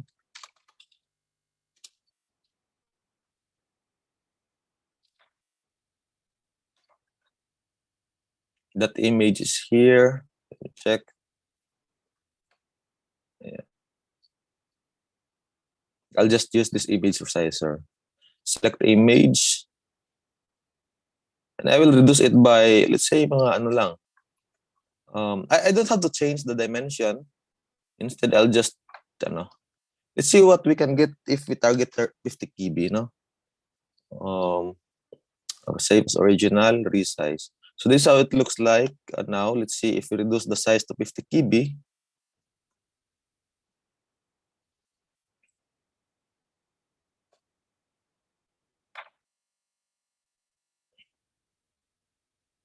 Okay, so the result is this, no? What do you think of that? That's 50 KB. Okay, so I'll share my entire screen for a while.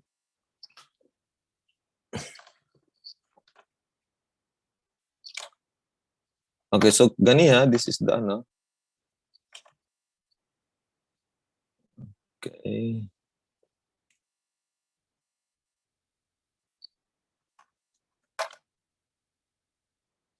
This is that image. This is the original. No? I mean, hold on. Ayan, no? You can see the difference. 50 KB ganiha. What do you think? Bati ba or what?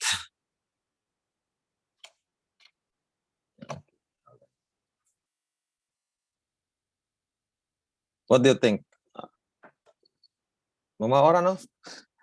Mamaora? Or mas kakarandi ay? So, yeah. So you can actually resize the size of the image. So if blurry siya, then try to increase from 50 to 60, then 70, 80. If 80, I guess that's already okay, no? So now if you upload this, okay, if you upload this to the, okay, for a while, asa man to? Hindi bog na ko da.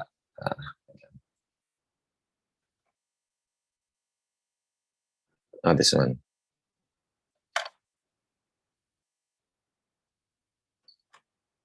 Okay, now that I have a new version of that image. Let's see if I can, okay, I'll upload that.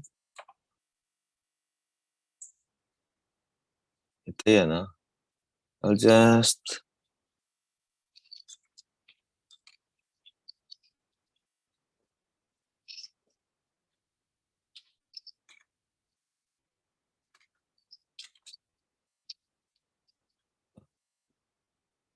sorry. Ano ba yan? Wait lang.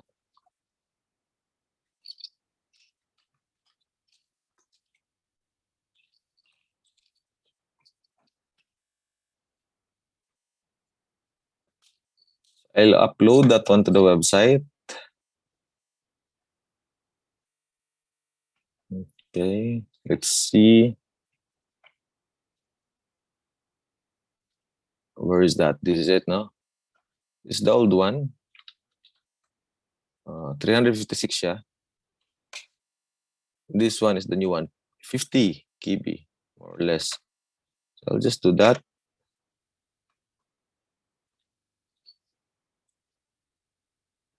Okay, and if you look at here, no?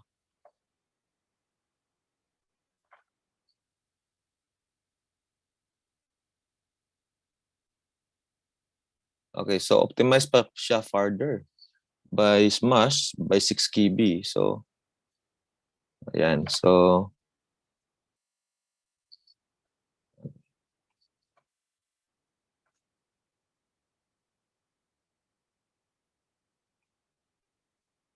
I guess pasok siya no dun sa ano natin.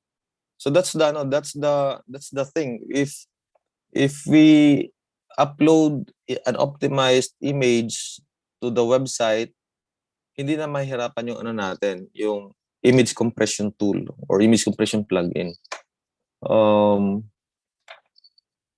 If masyadong malaki na yung image tapos magre-rely lang tayo kay Smash or sa other image compression plugin, they're just gumaga ang workload nila ba masyadong malaki. Okay? Actually, wala sa kuha mo image graph. Okay. Yeah, it's better no if you really have the raw file and then optimize it from there. I guess so. Ayan, that's for the image compression. Sige, let me just click this one no. Para ma-optimize natin yung images and then we'll run another test. 26 bulk smash now. And while we are waiting for that one, let me just log in here so that I can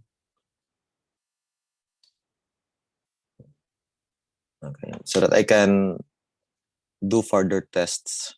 Okay? Let me just show you our yung website ng WordPress Bootcamp is like I'm not sure if you see it, no? 98%. So last 28 days pa na report yan. So ayan. Okay, so it's almost done. So after installation of the installation and configuring the Smash plugin, you can then do another retest, no? So the expectation by then is to get better result than this. So that's the expectation.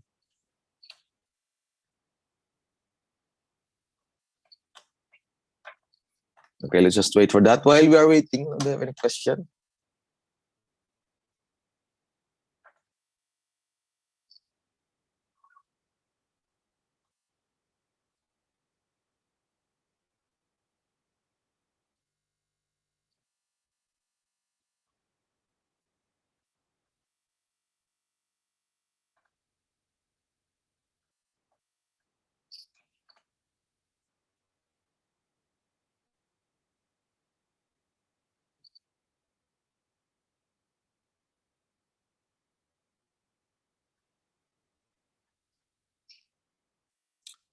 Okay, so all attachments have been smashed, no? So yun na-optimize na daw niya yung mga images.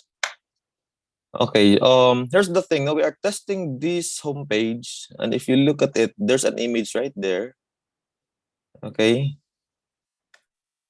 There are also images right here. So the expectation is to really have better results if we run another test. But let me just check here now if I just want to check the lazy loading na section. So lazy loading, as I've said, you don't need to enable lazy loading in two different plugins. So right here we are using we have lazy loading activated in this plugin.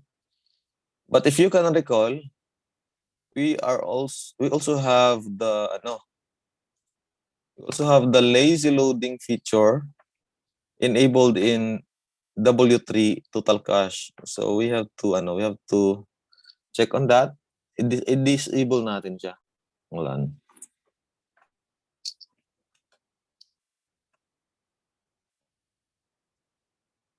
Hold on.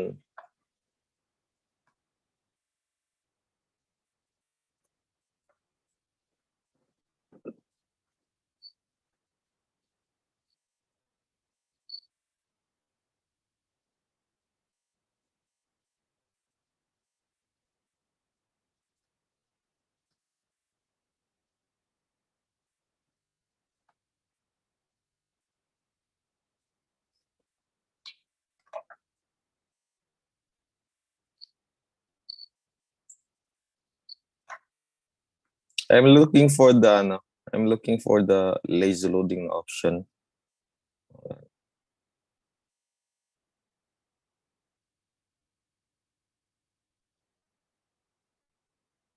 Yan lang yung ano ni total W3 total cache kasi ano siya no, madami siyang features.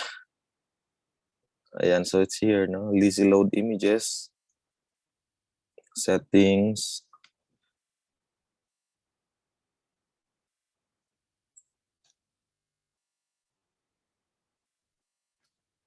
Ayan no, naka-enable siya.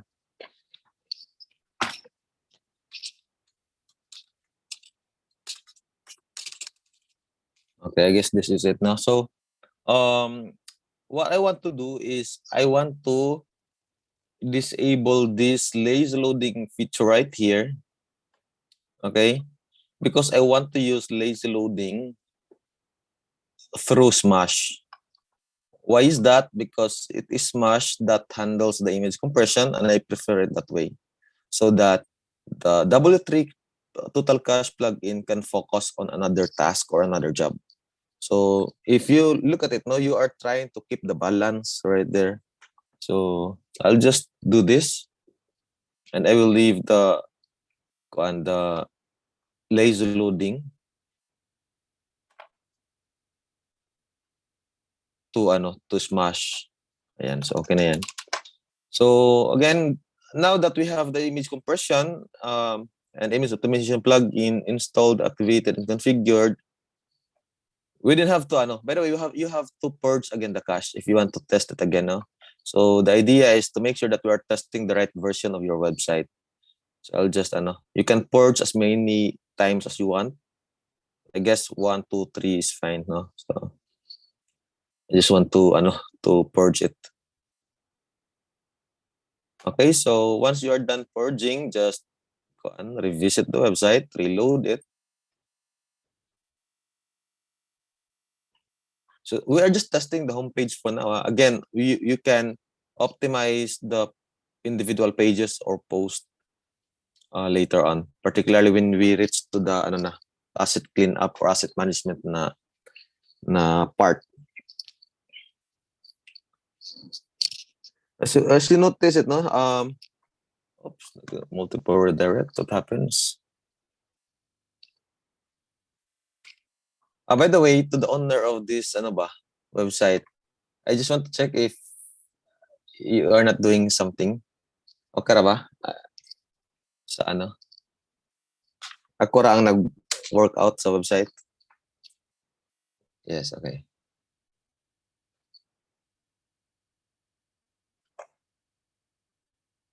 What happened? Let me just check. Okay.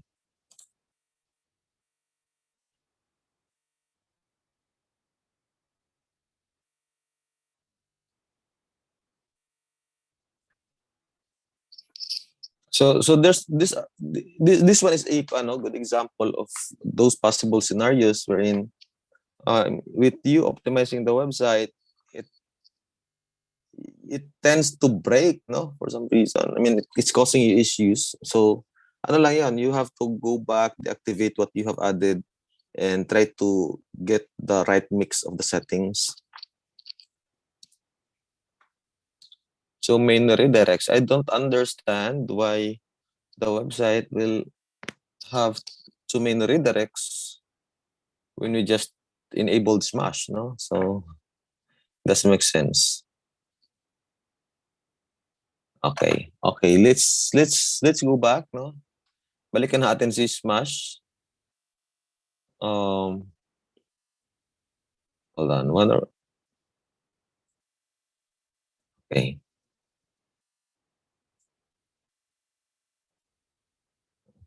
Okay.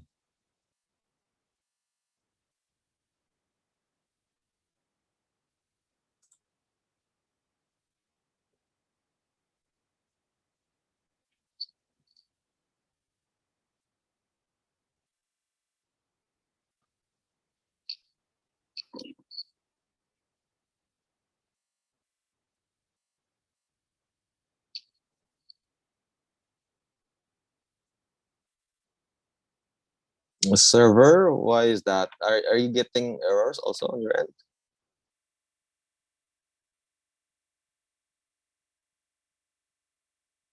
Down din yung sa inyo? Okay. Can you please confirm? Down din yung iba na accounts?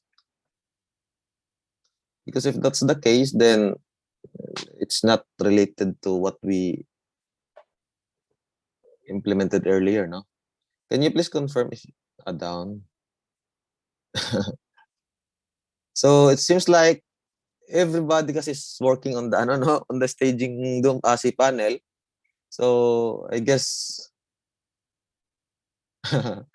I guess it's the server that has issues. So I guess we can like give it some time to recover. Daghan mo dunga, no. The thing is, I'm not sure how much server sources the configured, no, in the staging si panel account. If down ang website ng iba, then that means down talagang server. Just check this one. Ayan, down. So it's the server. Habi ko na mag-start ug susugod siya, no. Okay, so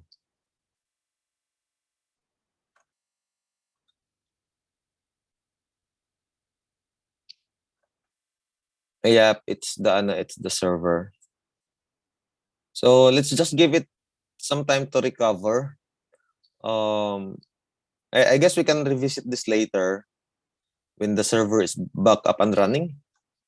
Okay. Actually, you'll be able to see that, no, if you log into your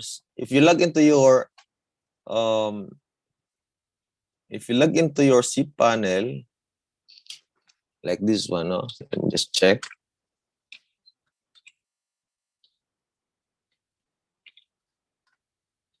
You can check the status, no, of your server. So okay, let's see here. Hold on.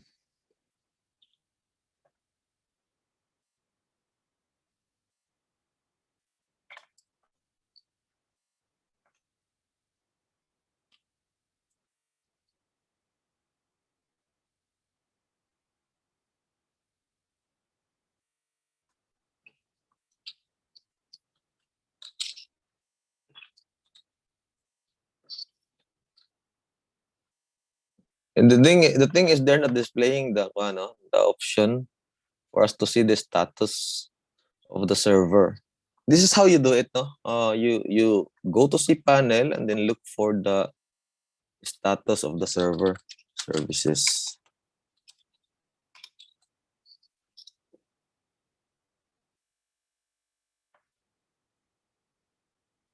Wala siya option 3.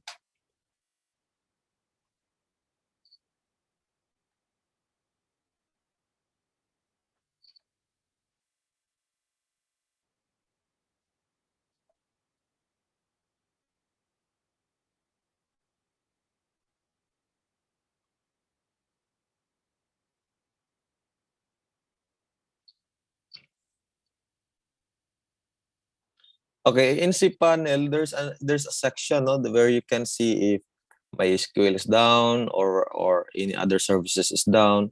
So on this case, we cannot see it. We don't have the option inside. So I guess we can just say the server has issue, and we can we'll just wait for that until they resolve it, no, or until it's back up and running. Otherwise, we'll write a report also to the GWH team to look into this, because it's not just one website; it's everybody. Okay, so while we are waiting for that, do you have any question, clarification?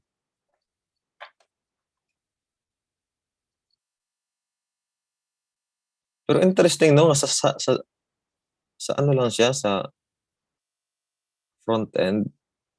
I'm not sure if this is a cached version or what, pero I don't think so. Let me see if I can go here. Okay ba yung dashboard? Maka-access ra pod mo sa dashboard.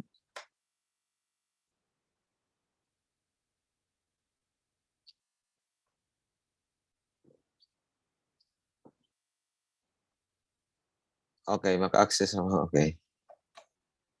Okay, I'll try to deactivate something. I'll try to deactivate this plugin just to see if Smash coast it, no, for some reason. This is how you isolate it. No? This is how you debug. Okay, so after deactivating, we empty the cache again so that we are able to load the first version of the website. So let's see.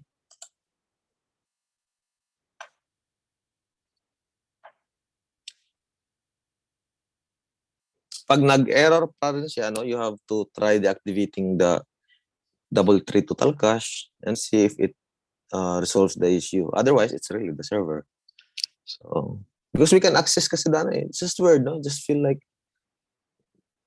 it doesn't seem right na you cannot, if the server is down, you cannot access the dashboard. Okay. So we have that. Okay, let's deactivate this. Okay, so we have the W3 total cache deactivated. And then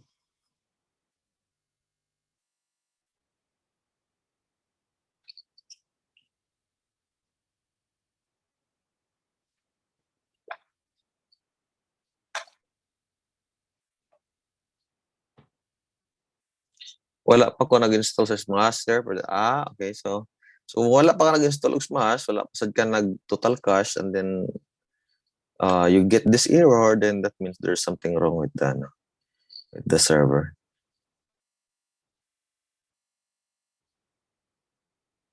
What do you mean sa page speed? Because you'll be able to see the no? Okay. That's a good also way to test the server, because it will send a ping, no? So yan. You can try that.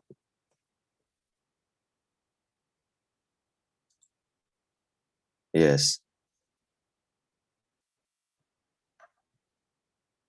Yeah, that's a good technique also to use. Ayan. So that means the server is really not accessible.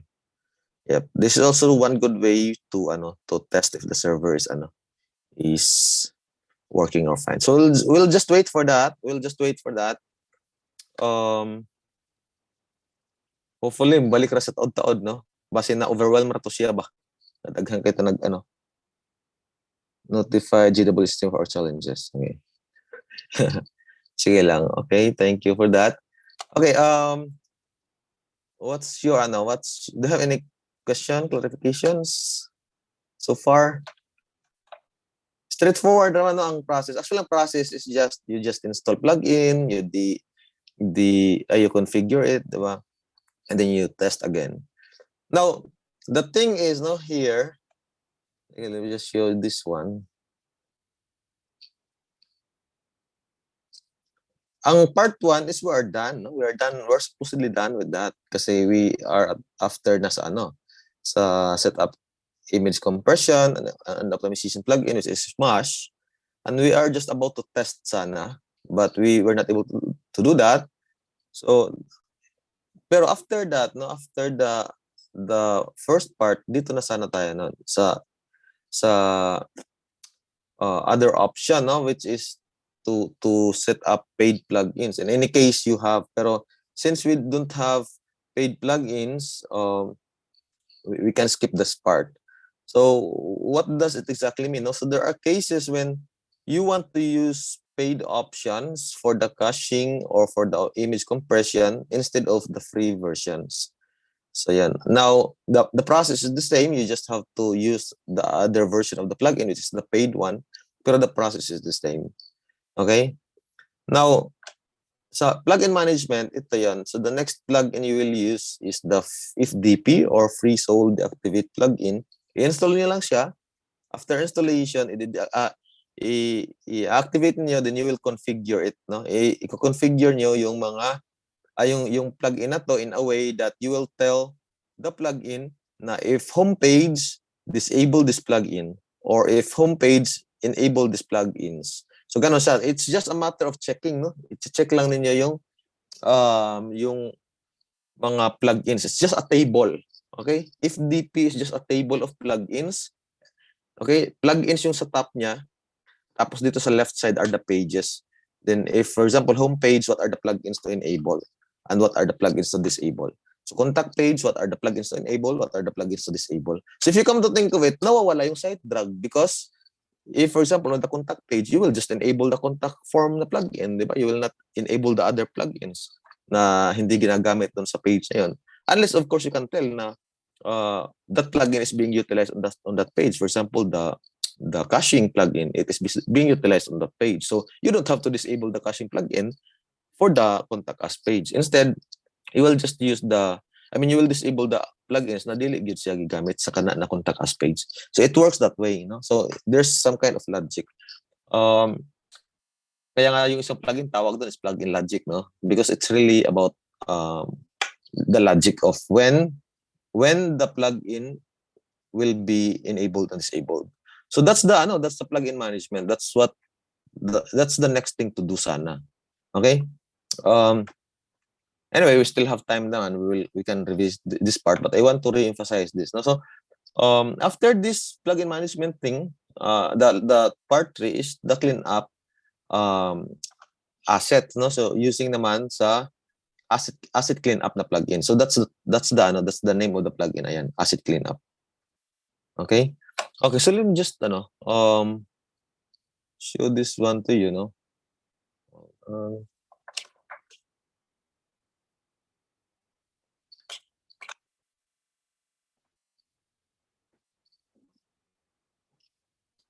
Okay, so for if DP, no, Free Soul. Type ka lang ng Free Soul, lalabas na siya. Wala nang ibang Free Soul. Free Soul Deactivate plugin by Jose Morteliaro, no? So this plugin. So you install this, activate, and then configure. So let me just show you how it looks like inside. Okay, screenshots. Ayan. As you can see, ayan, no? Table lang yan siya. Ayan, i-deactivate mo lang yung plugin kung saang pages para hindi na siya nakakadrag pa ng issue sa ibang pages. So yan. And then for the asset cleanup, just type asset cleanup. Okay? And then use this asset cleanup, no, na plugin by Gabe Levan.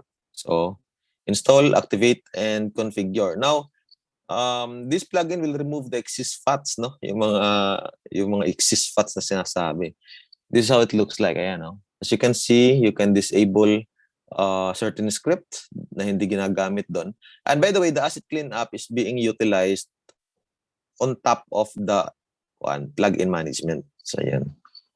So, as you can see, may mga files, no, na ganito that you don't actually need or you are not using, so you just have to deactivate them or essentially block them.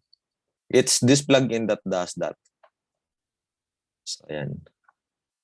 So, we can demo that. No? Hold on. Tama, no? Because we have access naman sa we can access the dashboard. We cannot just see it in the front end.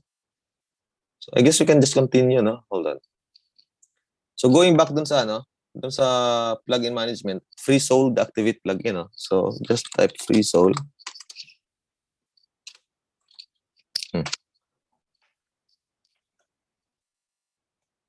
Install.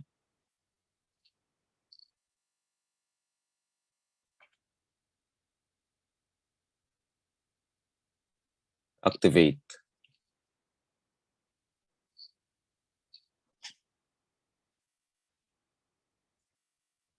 So this is how it looks like. Okay, so for example, in the home page, so far we have few plugins lang, no? So but here's the thing, no? I'll go back to the plugin section because we disabled 2 plugins kanina. I'll just reactivate them. Okay, I'll reactivate this W3 total cache. And then I'll also reactivate Smash. I just really don't understand, no, why we are able to access the dashboard, but we cannot see the front end. Okay, so let's go back to if DP or free soul. So dito, for example, sa yung homepage na to, okay, yung homepage na to, it is this, hold on. Hold on, let me just check the setting. Reading. Okay, so it's the home, no? Ayun, home, yung static page niya is home. So, we can optimize that here. So, for example, Elementor, ginagamit ba yung Elementor doon? So, that's the question. How can you, how will you know if ginagamit yung Elementor doon? You will just check that, no? Let's check the pages. Ayan, so yung ano niya, yung page na to, it's not using Elementor. Hold on. Ibang ano ba? Hold on.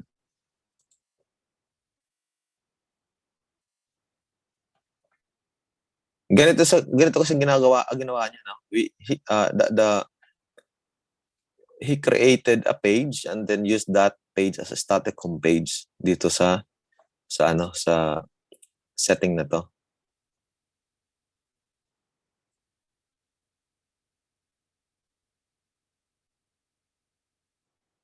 Posts page.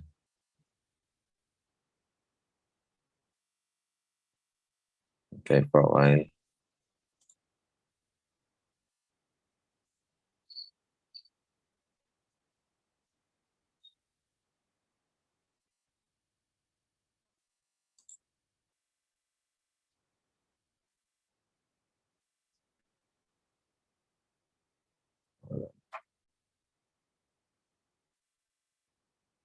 We cannot see the front end. No? We cannot open the link and see the contents. The idea kasi is you have to, like for example, for the About Us, you have to really open the About Us and then try to figure out if that plugin is using Elementor, if that plugin is using this plugin of Forminator, and I'm not even familiar with that. No,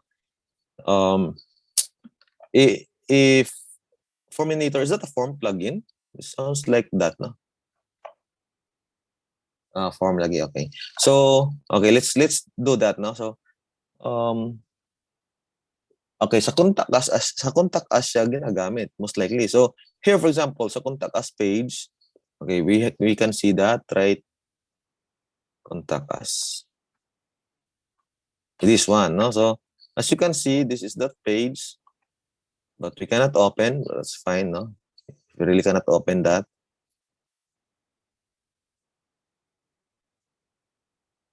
Okay, so anyway, so for the contact us page, which is just a plain page, we can tell na it's not using Elementor. Kasi if the page is using Elementor, there's something that says here Elementor. But since we are not using that, I can just deactivate that one here on that page. But for the Forminator, it's probably using the Forminator plugin So I have to keep that enabled, because if I disable that, the form page, I mean the contact us page will not work, di ba? So I will just keep Forminator enabled. But for Updraft Plus, okay, let me ask this, no? Do you think the contact us page is using Updraft Plus? Yes or no? I'm using for contact us and also sumbong mo kay, okay. So ginagamit yung Forminator doon. Okay. That's noted, no? Okay, question. Do you think we are using Updraft Plus in the contact us page?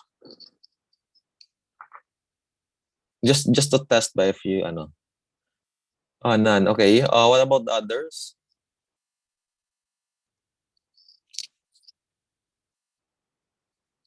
Don't be shy, no? I mean,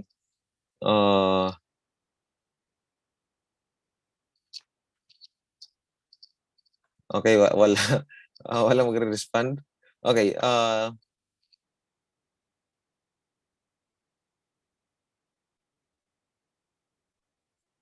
okay, so to answer the question, Updraft Plus, remember Updraft Plus, what is Updraft Plus again? It's a backup plugin, right? So when it's a backup plugin, that means it will just back up the website, but it will not do anything else outside of that, di ba? So in other words, we are not using Updraft Plus on the contact page or contact us page. So you can just disable that there.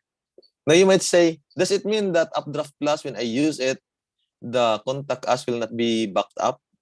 No, it doesn't. It doesn't mean that way. No. So what does it mean is Updraft Plus is not being utilized in the front end. Okay, so that's how you you evaluate if the plugin is being utilized on the page or not. Okay, what about Total Cache? W3 Total Cache, do you think it's being utilized in the contact us page? Yes or no?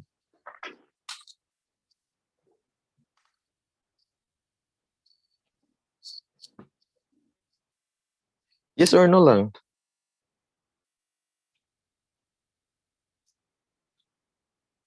Okay, sabi dito ni Dexter, yes, no? So that's correct, no? So the W3 Total Cache is being utilized in the contact us page. So we can tell that because caching plugin man siya and we want to cache the page, di ba? So it's being utilized there. So we don't have to disable this. Otherwise, if we disable this, we lost the we lost the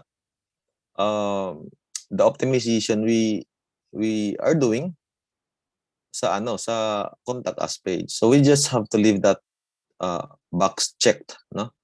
Okay, what about WordPress SEO? Are we using WordPress SEO or the used SEO in the contact us page?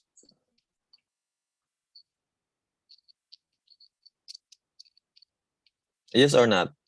So ang contact us page is this, no? It's when you open this, no, in the dashboard. When you open this in the dashboard,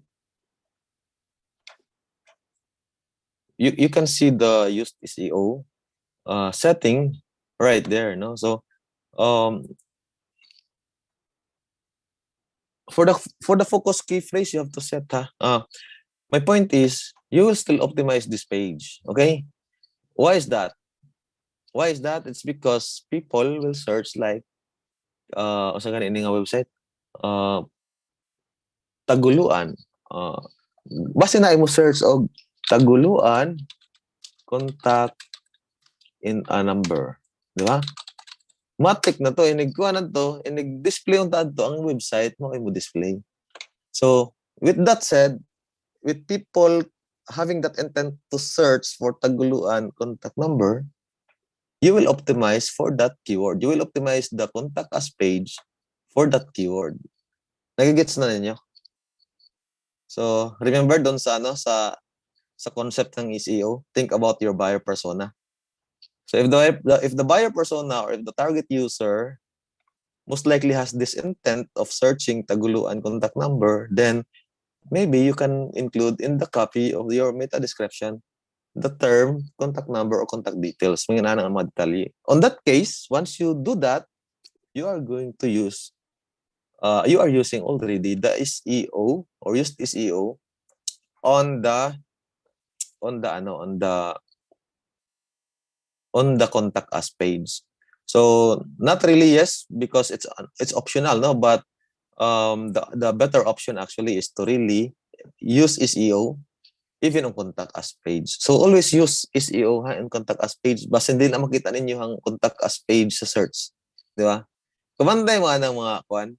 Do you notice that when you search something on Google, then there's a link directly to the contact us? It's because Google understands that that's the contact us page, and it's the used SEO plugin that tells Google about that. So, kuan, you have to optimize the contact us page for SEO. So here, we are using that. So I will just leave that check. Now, what do you think about Smash? Is it being utilized on the contact us page? I don't see the contact us page, no? I don't see in the front end, but okay, we can see it here. Dito. Do you think ginagamit si Smash sa contact us page? No, because there's no image, right? So there's no image. At least here. Okay? But what if the page has the header, has the footer, has the agency footer? O diyan na yung mga images dito. Di ba?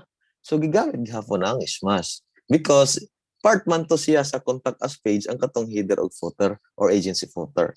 So you have to see, the idea lang is when you evaluate Smash, you always look for image on the page. If there's an image on the page, then that means Smash is being utilized. Okay, so that's how you assess it. Then after you manage the plugin using Smash for that page, you save the changes, and then you view the page, and then you will be surprised with the loading time. It's very fast, no? So that's the technique actually. Okay, so if you notice na ang pages is like it takes like years to load. It's probably because something is causing that na wala gyud untay gamit, wala lang na disable. Okay, but because of the plugin management like this one, we are able to do that. Okay, so there's still a lot of things to optimize here, so please go through each one of these. Okay, and we are just talking about the page. You can still do that for the post, no, like this. So you select here posts, so the posts naman ang i-display niya. Ayan, dito pages man to ganiha, di ba? Ayan. Now, it's really a good practice to optimize the website before you even start adding more contents in the future, no? So the idea is before you publish more contents, optimize na unta gyud ni siya, so that when you add new content, kato na lang ang inyong i-optimize na content. Kasi kay optimize naman ni sila by that time ba ang katong using the plugin management. So for example, na complete na gyud ni siya, na configure na tanan, then that's it, di ba? But if you add more plugins later on, you will also revisit that kay the new plugin will be added here, di ba? So that's how it works. Okay? Clear ba ang kwan? Clear ba ang okay, I would like to clarify don sa Smash It, why it is being utilized. Remember that sa pag-upload, iya naman to i-process no ang image dire. Iya naman to i-optimize kay na-set man siya ang Smash na once you upload a new image, i-optimize na to niya automatically during uploading process. The thing is, there are still other features of Smash that we are using in the front end, which is lazy loading, di ba? Ang lazy loading, it needs to continue to work.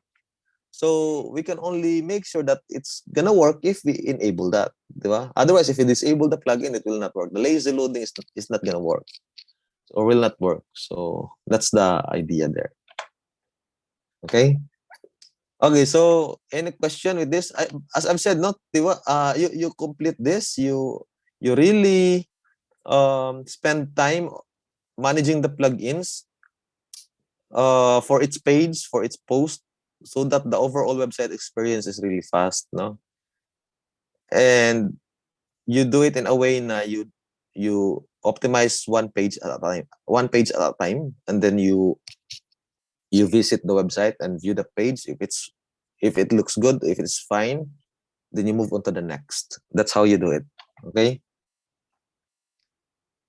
Okay, kanang sa isumbong mo kayo may na ay upload files nga form ni Japon siya is must. Okay, hold on. Let me just check. Check kung front end ha if we can access it already.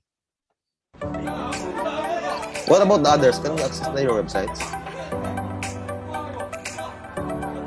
Or error gihapon?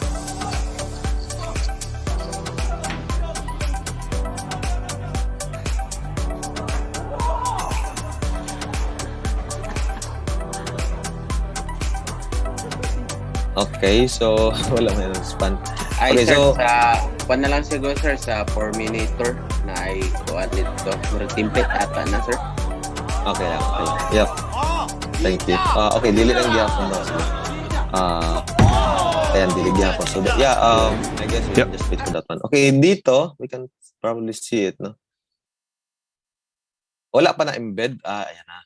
Kuan, sir, link. Tara, sir. What do you mean na upload files? This one? Yes, sir. Ah. Yes, sir. Kanada. Kung need pa Okay. ba niya ang smasher, no? Yes, mag-need pang smash ani. Kay the moment i-upload ang image, ma-add to man to sa media library. So, iya to i-process. So, you have to enable smash on this page. Okay, so nice siya, no? Forminator. Kuan ba ang kuan? Approved ba ang Forminator? Wala siya din, no? Okay, I'll just add it there. Daghan og kuan na? Daghan og daghan og user? Dagan naman siya, sir. Dagan siya mga features, sir. Mga pilian nimo. I mean, ang review sa plugin, okay ba siya? I actually just heard about this plugin, no? Forminator. This one. Ay, sorry. Ayan. Oops.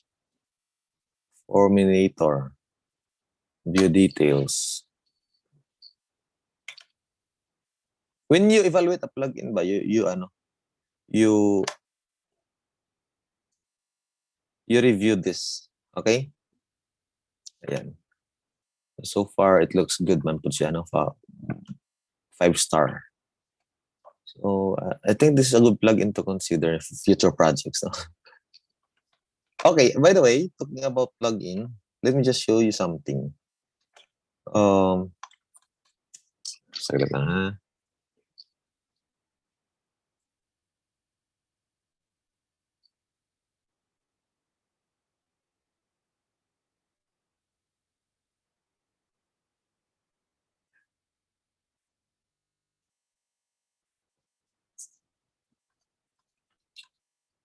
Saglit lang.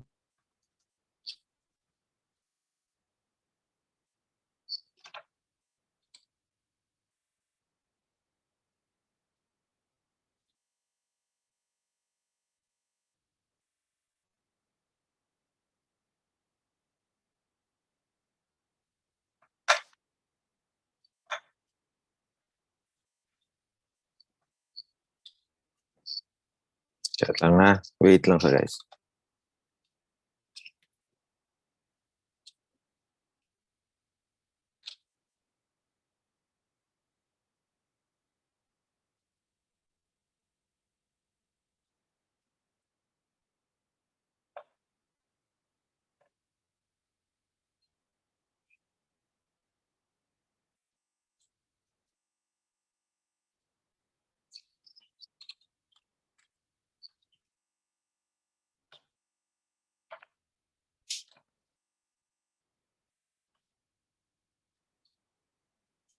I'm looking for a certain guide. No, I have it on my computer that I would like to share to you on how you decide sa sa plugin selection. So yeah, let me just share this one in the chat. Thank you for joining us for another Being Garb His Okay. series about who she could actually be.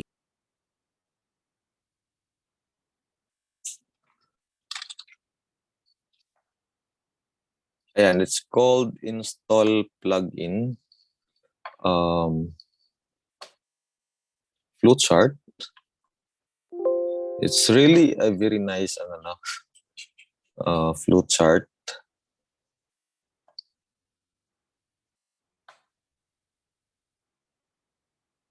I sent it in the chat. And let me explain this now. So, question to ask before installing a WordPress plugin. Do I need this plugin? If yes, then go to the next step. No, if you don't need the plugin, do not install. As simple as that. Okay. Now, can I do what I need without this plugin? So try to explore, no, the existing plugins. If there's a certain feature there that does the job for a certain use case, just utilize it. Otherwise, if there's really a need to install, then do it. No. So yan. So is this plugin better than other competing plugins? If you feel like yes, then install. Otherwise, create a list of other plugin options. So that is why we have there a sheet, no, with all the plugins. Ayan. Now, once you install that, which plugin author has the most credibility?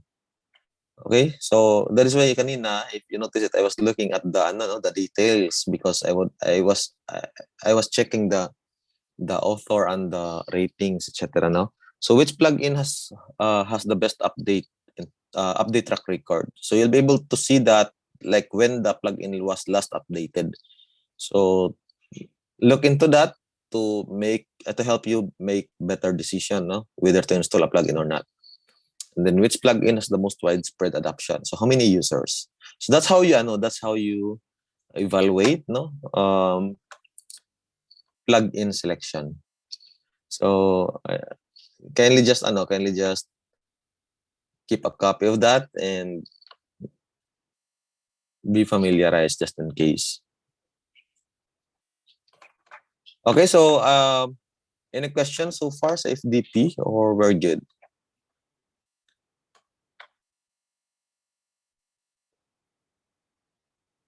All right, so if you don't have questions sa FDP, let's move on and install asset cleanup. This one is the one that will remove the bloat, no, or remove the fats. Ayan, so asset cleanup. Asset cleanup. Search for a plugin called asset cleanup.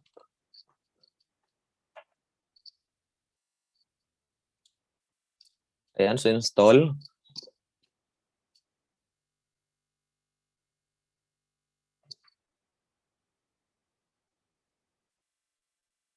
Activate. Okay, I'll just close this one. So assuming that you are done with the FDP, the next thing that you will do is to install and activate asset cleanup, essentially to clean up the WordPress files, no, or the WordPress installation itself. So dito, hold on, just click this. Okay, so you have sabi dito, there's a notice, no? You have multiple WordPress image optimization plugin installed. This may cause unpredictable behavior, blah blah blah. Ito yung no? Ito yung tag dito.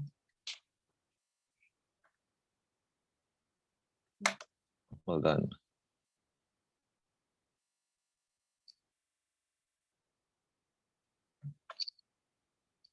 Let me just check if I disabled the kuan gani ha. Basta na-save ba? Easy load feature.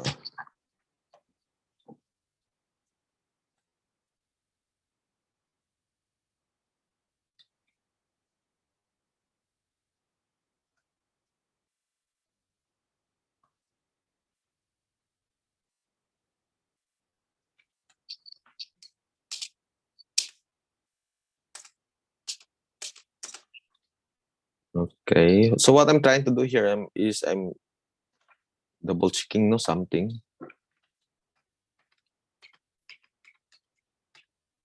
I think okay raman. So I can ignore that notice no.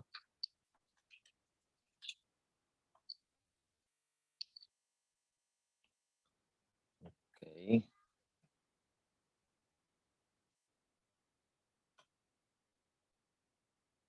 Okay, I'll go back to the asset management. This is it, no? Asset cleanup. And again, after you installed and activated that plugin, you just go here and if you want to learn more about how it works, you can read all of this all of these materials right there. But I'll just walk you through directly dun sa settings. Okay, so here, sabi dito, no? So, stripping the fat, yon. Stripping the fat. Actually, what you need to do here is just to enable this, no? And then update all settings. And so for the plugin usage preference, just go here. So, ayan. By the way, once you have this plugin installed, it will add another option doon sa editor. Okay, dito. So for example, dito na lang sa isumbong mo kay Yorme.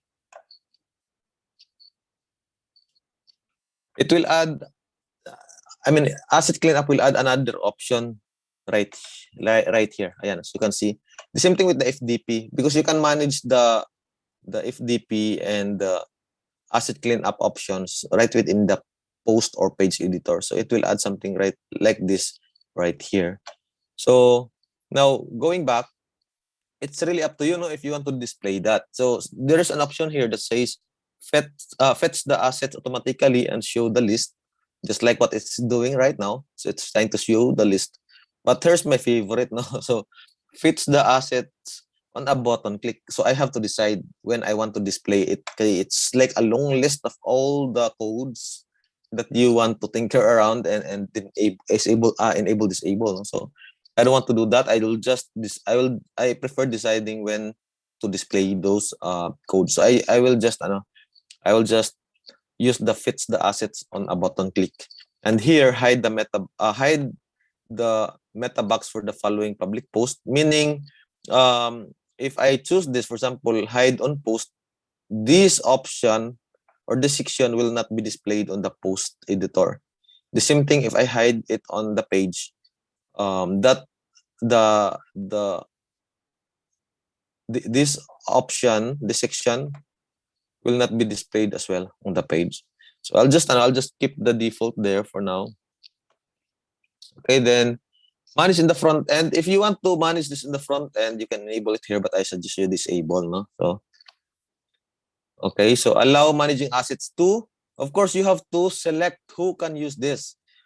Select the administrators only, like this one. Okay, so if you have multiple administrators, you can even like limit their access to this if you didn't know if you feel like they don't know what they need to do in this plugin. So try to assess lang, no, for that matter. Assets layout, okay, you can just keep the default. Okay. This one, look at this. Hide WordPress core files from the asset list. There are cases when you want to disable certain files of WordPress. Okay, those that are part of the installation files. It's really up to you, no, if you want to enable or disable this, but I will just enable it because I want to have access to that in this section. Okay, and that's it, no? Save, update all settings. So we are just configuring this for now, but take a look at this, no? The next tabs kay the actual optimization na gid siya.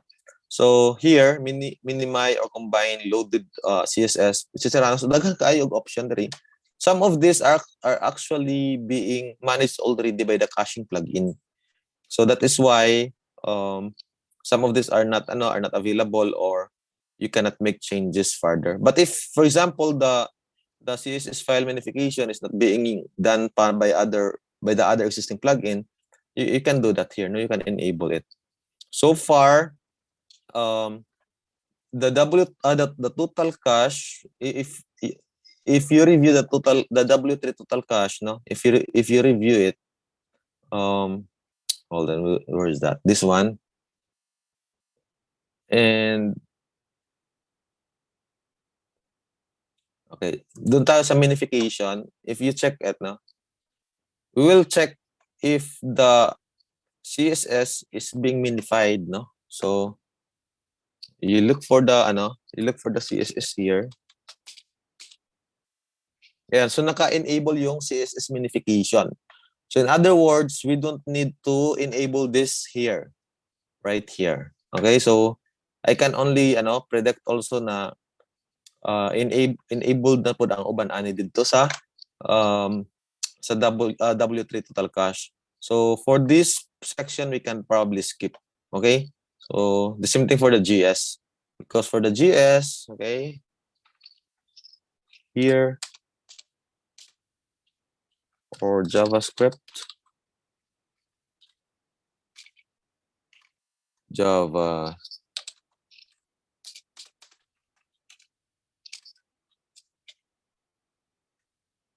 Ayan, so nakita ko lang yun. Ayan, for the GS, enabled na rin yung minification. So I will not enable minification here for the GS. Instead, I'll just go ahead and move on to the next options. Okay, so I can skip this part. This one, site-wide commons. So these are features that only Asset Cleanup can do. No, it's not available in the W3 Total Cache. The Smash plugin cannot also do that. So and ano din, if DP cannot do that, so Asset Cleanup is the plugin that can do that. So let's set this. No, so sabi dito, disable emoji site-wide. So remember that with WordPress, WordPress 4.2, the emoji feature become available. No, but here's the thing: not all websites uses emojis. No, we don't. Some of the websites don't want to use emojis. The same thing with the government website, particularly. Actually, no. Do you think government websites needs to have emojis? I don't think so. No, so you can just disable this, because by disabling this, we are removing or deactivating those files or those codes that handle this part. So that's what it means.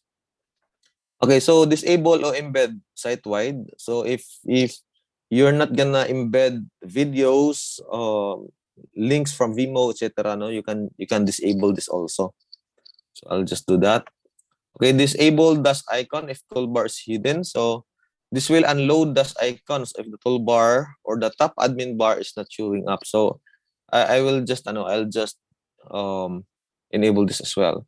Now disable Gutenberg CSS block library. So we are using Gutenberg, so we don't have to do this. Otherwise, our Gutenberg editor will have issues. No. What about this? Disable jQuery migrate site-wide. So sabi dito, this will unload jQuery. This is a JavaScript library that allows older jQuery code to run on the latest version of jQuery. No? So the website GWT itself is using jQuery. So if what you just need to do, what you just need to do here is to determine what version of jQuery the website is using. So if the website is using the latest version of jQuery, you can disable this. No. So otherwise, if it causes issues, you can just re-enable that one. I mean, deactivate that one. Okay, here, disable comment reply site-wide. So this will unload the comment reply. And this is very useful if you are not enabling replies on your websites or the government websites contents, posts, or pages. No? So that way, if you enable this one right here, this will unload the comment reply script, which is this one. So assuming lang that we are not using that, I will just enable that and update the settings. Oops, what happened? Forbidden. So forbida, no? Forbida. When you encounter something like that, don't freak out, ha? Mas yung freak out ba? Yung ano ba niya makita? Agoy, sir. uh, okay, just to test your knowledge, guys. When you encounter something like this, what you will do? Anyone? If you encounter something like that, what you will do? Backspace? Backspace like that? You cannot resolve that by backspace, no? Hold on. If you load this, diba? Cry.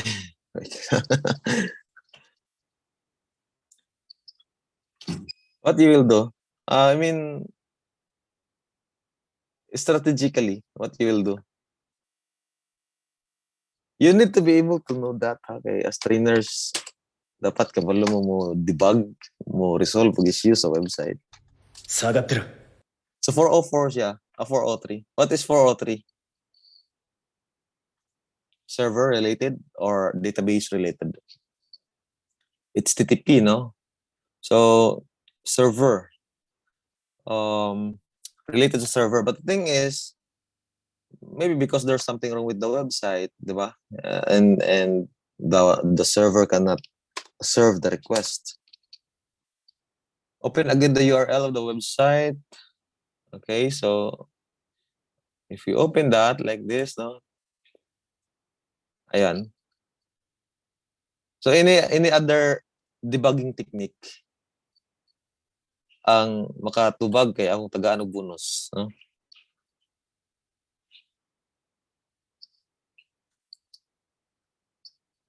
How do you resolve that? Any idea? Give auto. Adto sa file manager pag kana kaya gipangita, no? Adto sa file manager plugins folder, very good. So let's try that, no? Adto sa file, okay, refresh na nato. Ala, kay server gyud ay ang problema. I cannot access the server, oh. Cpanel, no? Okay. Let's ano. Okay, so it's the cpanel. We need to report this. So actually, what we were doing ganiya, most likely wala tay problema. No? So what happened was there's a problem in the cpanel side. So we just have to report this to when you access the this link, do you also see the same thing? What we were doing ganiha will not affect anything on the server, okay? Because it was on the WordPress side. So if you look at the stack, no, this is the server, this is WordPress, and whatever you are doing there, no, and it will just affect the WordPress site. So here it's really the server because 403, 404. Kung 404 it's the page, no. 403, 502 it's server. So actually everybody of you will not be able to access this, no. That's my assumption. Can you access that link? Oh, yes. So we have to reach out to GWHS for them to make sure na all services of the cPanel is working. Yeah. So don't worry, all of the changes you have done so far sa website na arato dito. We just need to wait until this server is up and running. Okay? So let's see if the ict.gov.ph is okay, no? I'm not sure if we are just under the same server resources, no? Okay, so it seems like it's on a different server sources. But here's the thing, no? Let me just see. Hold on.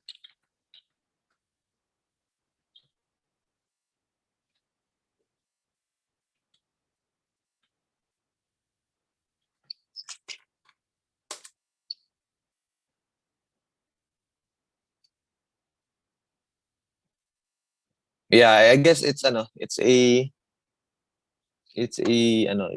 concern that you need to raise to the GWHS. If it's just a load issue, it will come back later. No, I'm not just sure if they're also working on something inside right now while we are developing the website. Mao ni ang magawa sa kuha. This page is not redirected you too many times. Dito si panel okay, dashboard okay, website not loading. So I guess you have different issues. So my suggestion is just for us to wait, give it some time, like until this afternoon, okay, and try to visit if you are able to log in the cPanel login page. This one, if you are able to log in later, then our assumption is correct, no? Na the server somehow nag-down siya, nag-bug down or what, no?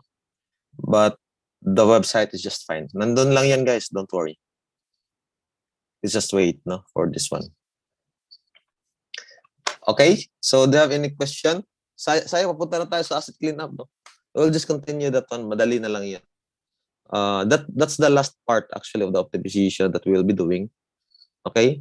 Because ang pinaka-kutig yun na niya is kadtong if DP. Kay come to think of it, no, daghang kayong pages. Daghan post niya imuhang himayon ang plugins kinsa man ani nga asa man ani nga plugin ang ako ang enable ani na page. So ana siya. Any questions, clarifications?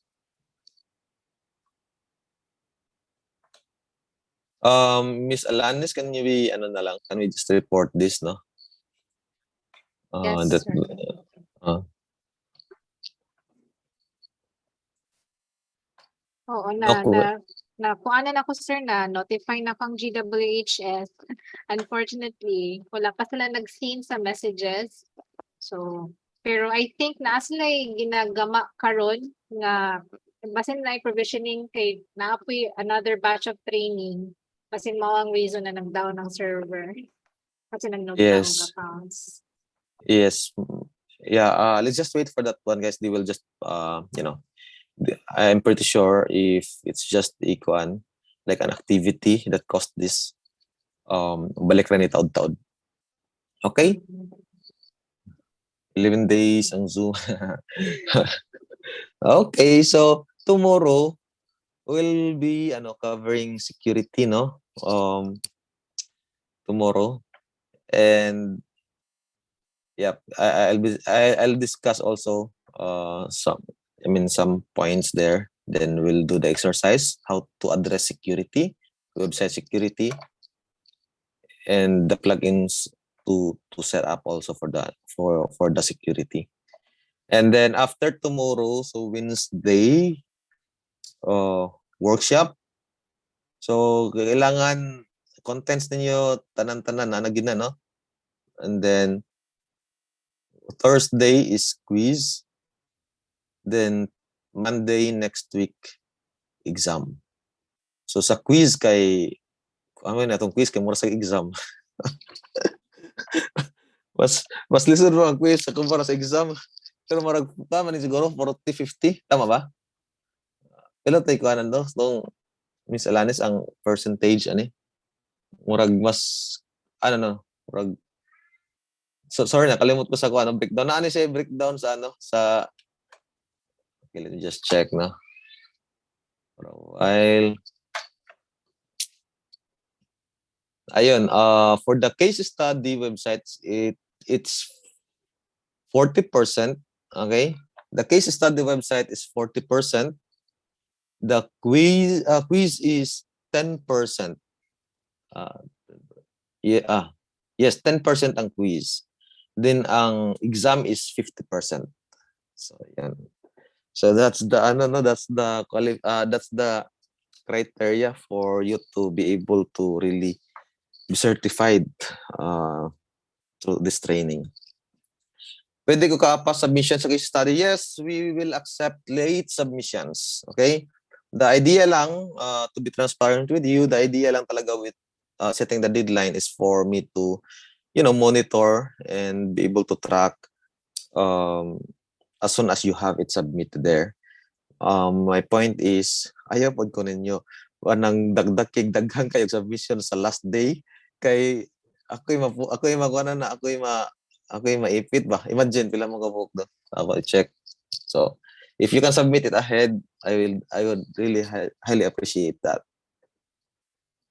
If nayang you, I guess it's what on my case I will just provide the results no to the ICT Region 10, then it's really up to them. So, base na pa sila ano ba further assessment. So I will not decide on that. Di bangay mo maningog. Maningog saan mo? Okay. Okay na? May question? Pwede na remedial. We'll see, no? We'll see if the ano lang, if the gamay lang gid kayo ang sabit. Yep, pwede ra. We can give chances. Pero kung kayo, parang wala gito seryoso, di ba? So, yep, we are all in this together. So we will ano na lang. We will see. We'll review na lang later on. I guess that's for ano no. That's for day 6. Yan. Thank you. Have a good day, Miss Alanis. Thank you very much, Sir Bert. So apparently natay challenges today, no? Something na din na gyud nato makontrol. So thank you again for attending our 6th day. So we have a few more days to go, but continue to produce your content. Just remember, we'll be presenting that on Monday. So thank you very much and see you again tomorrow at 9 a.m. Bye po. Thank you guys. Bye.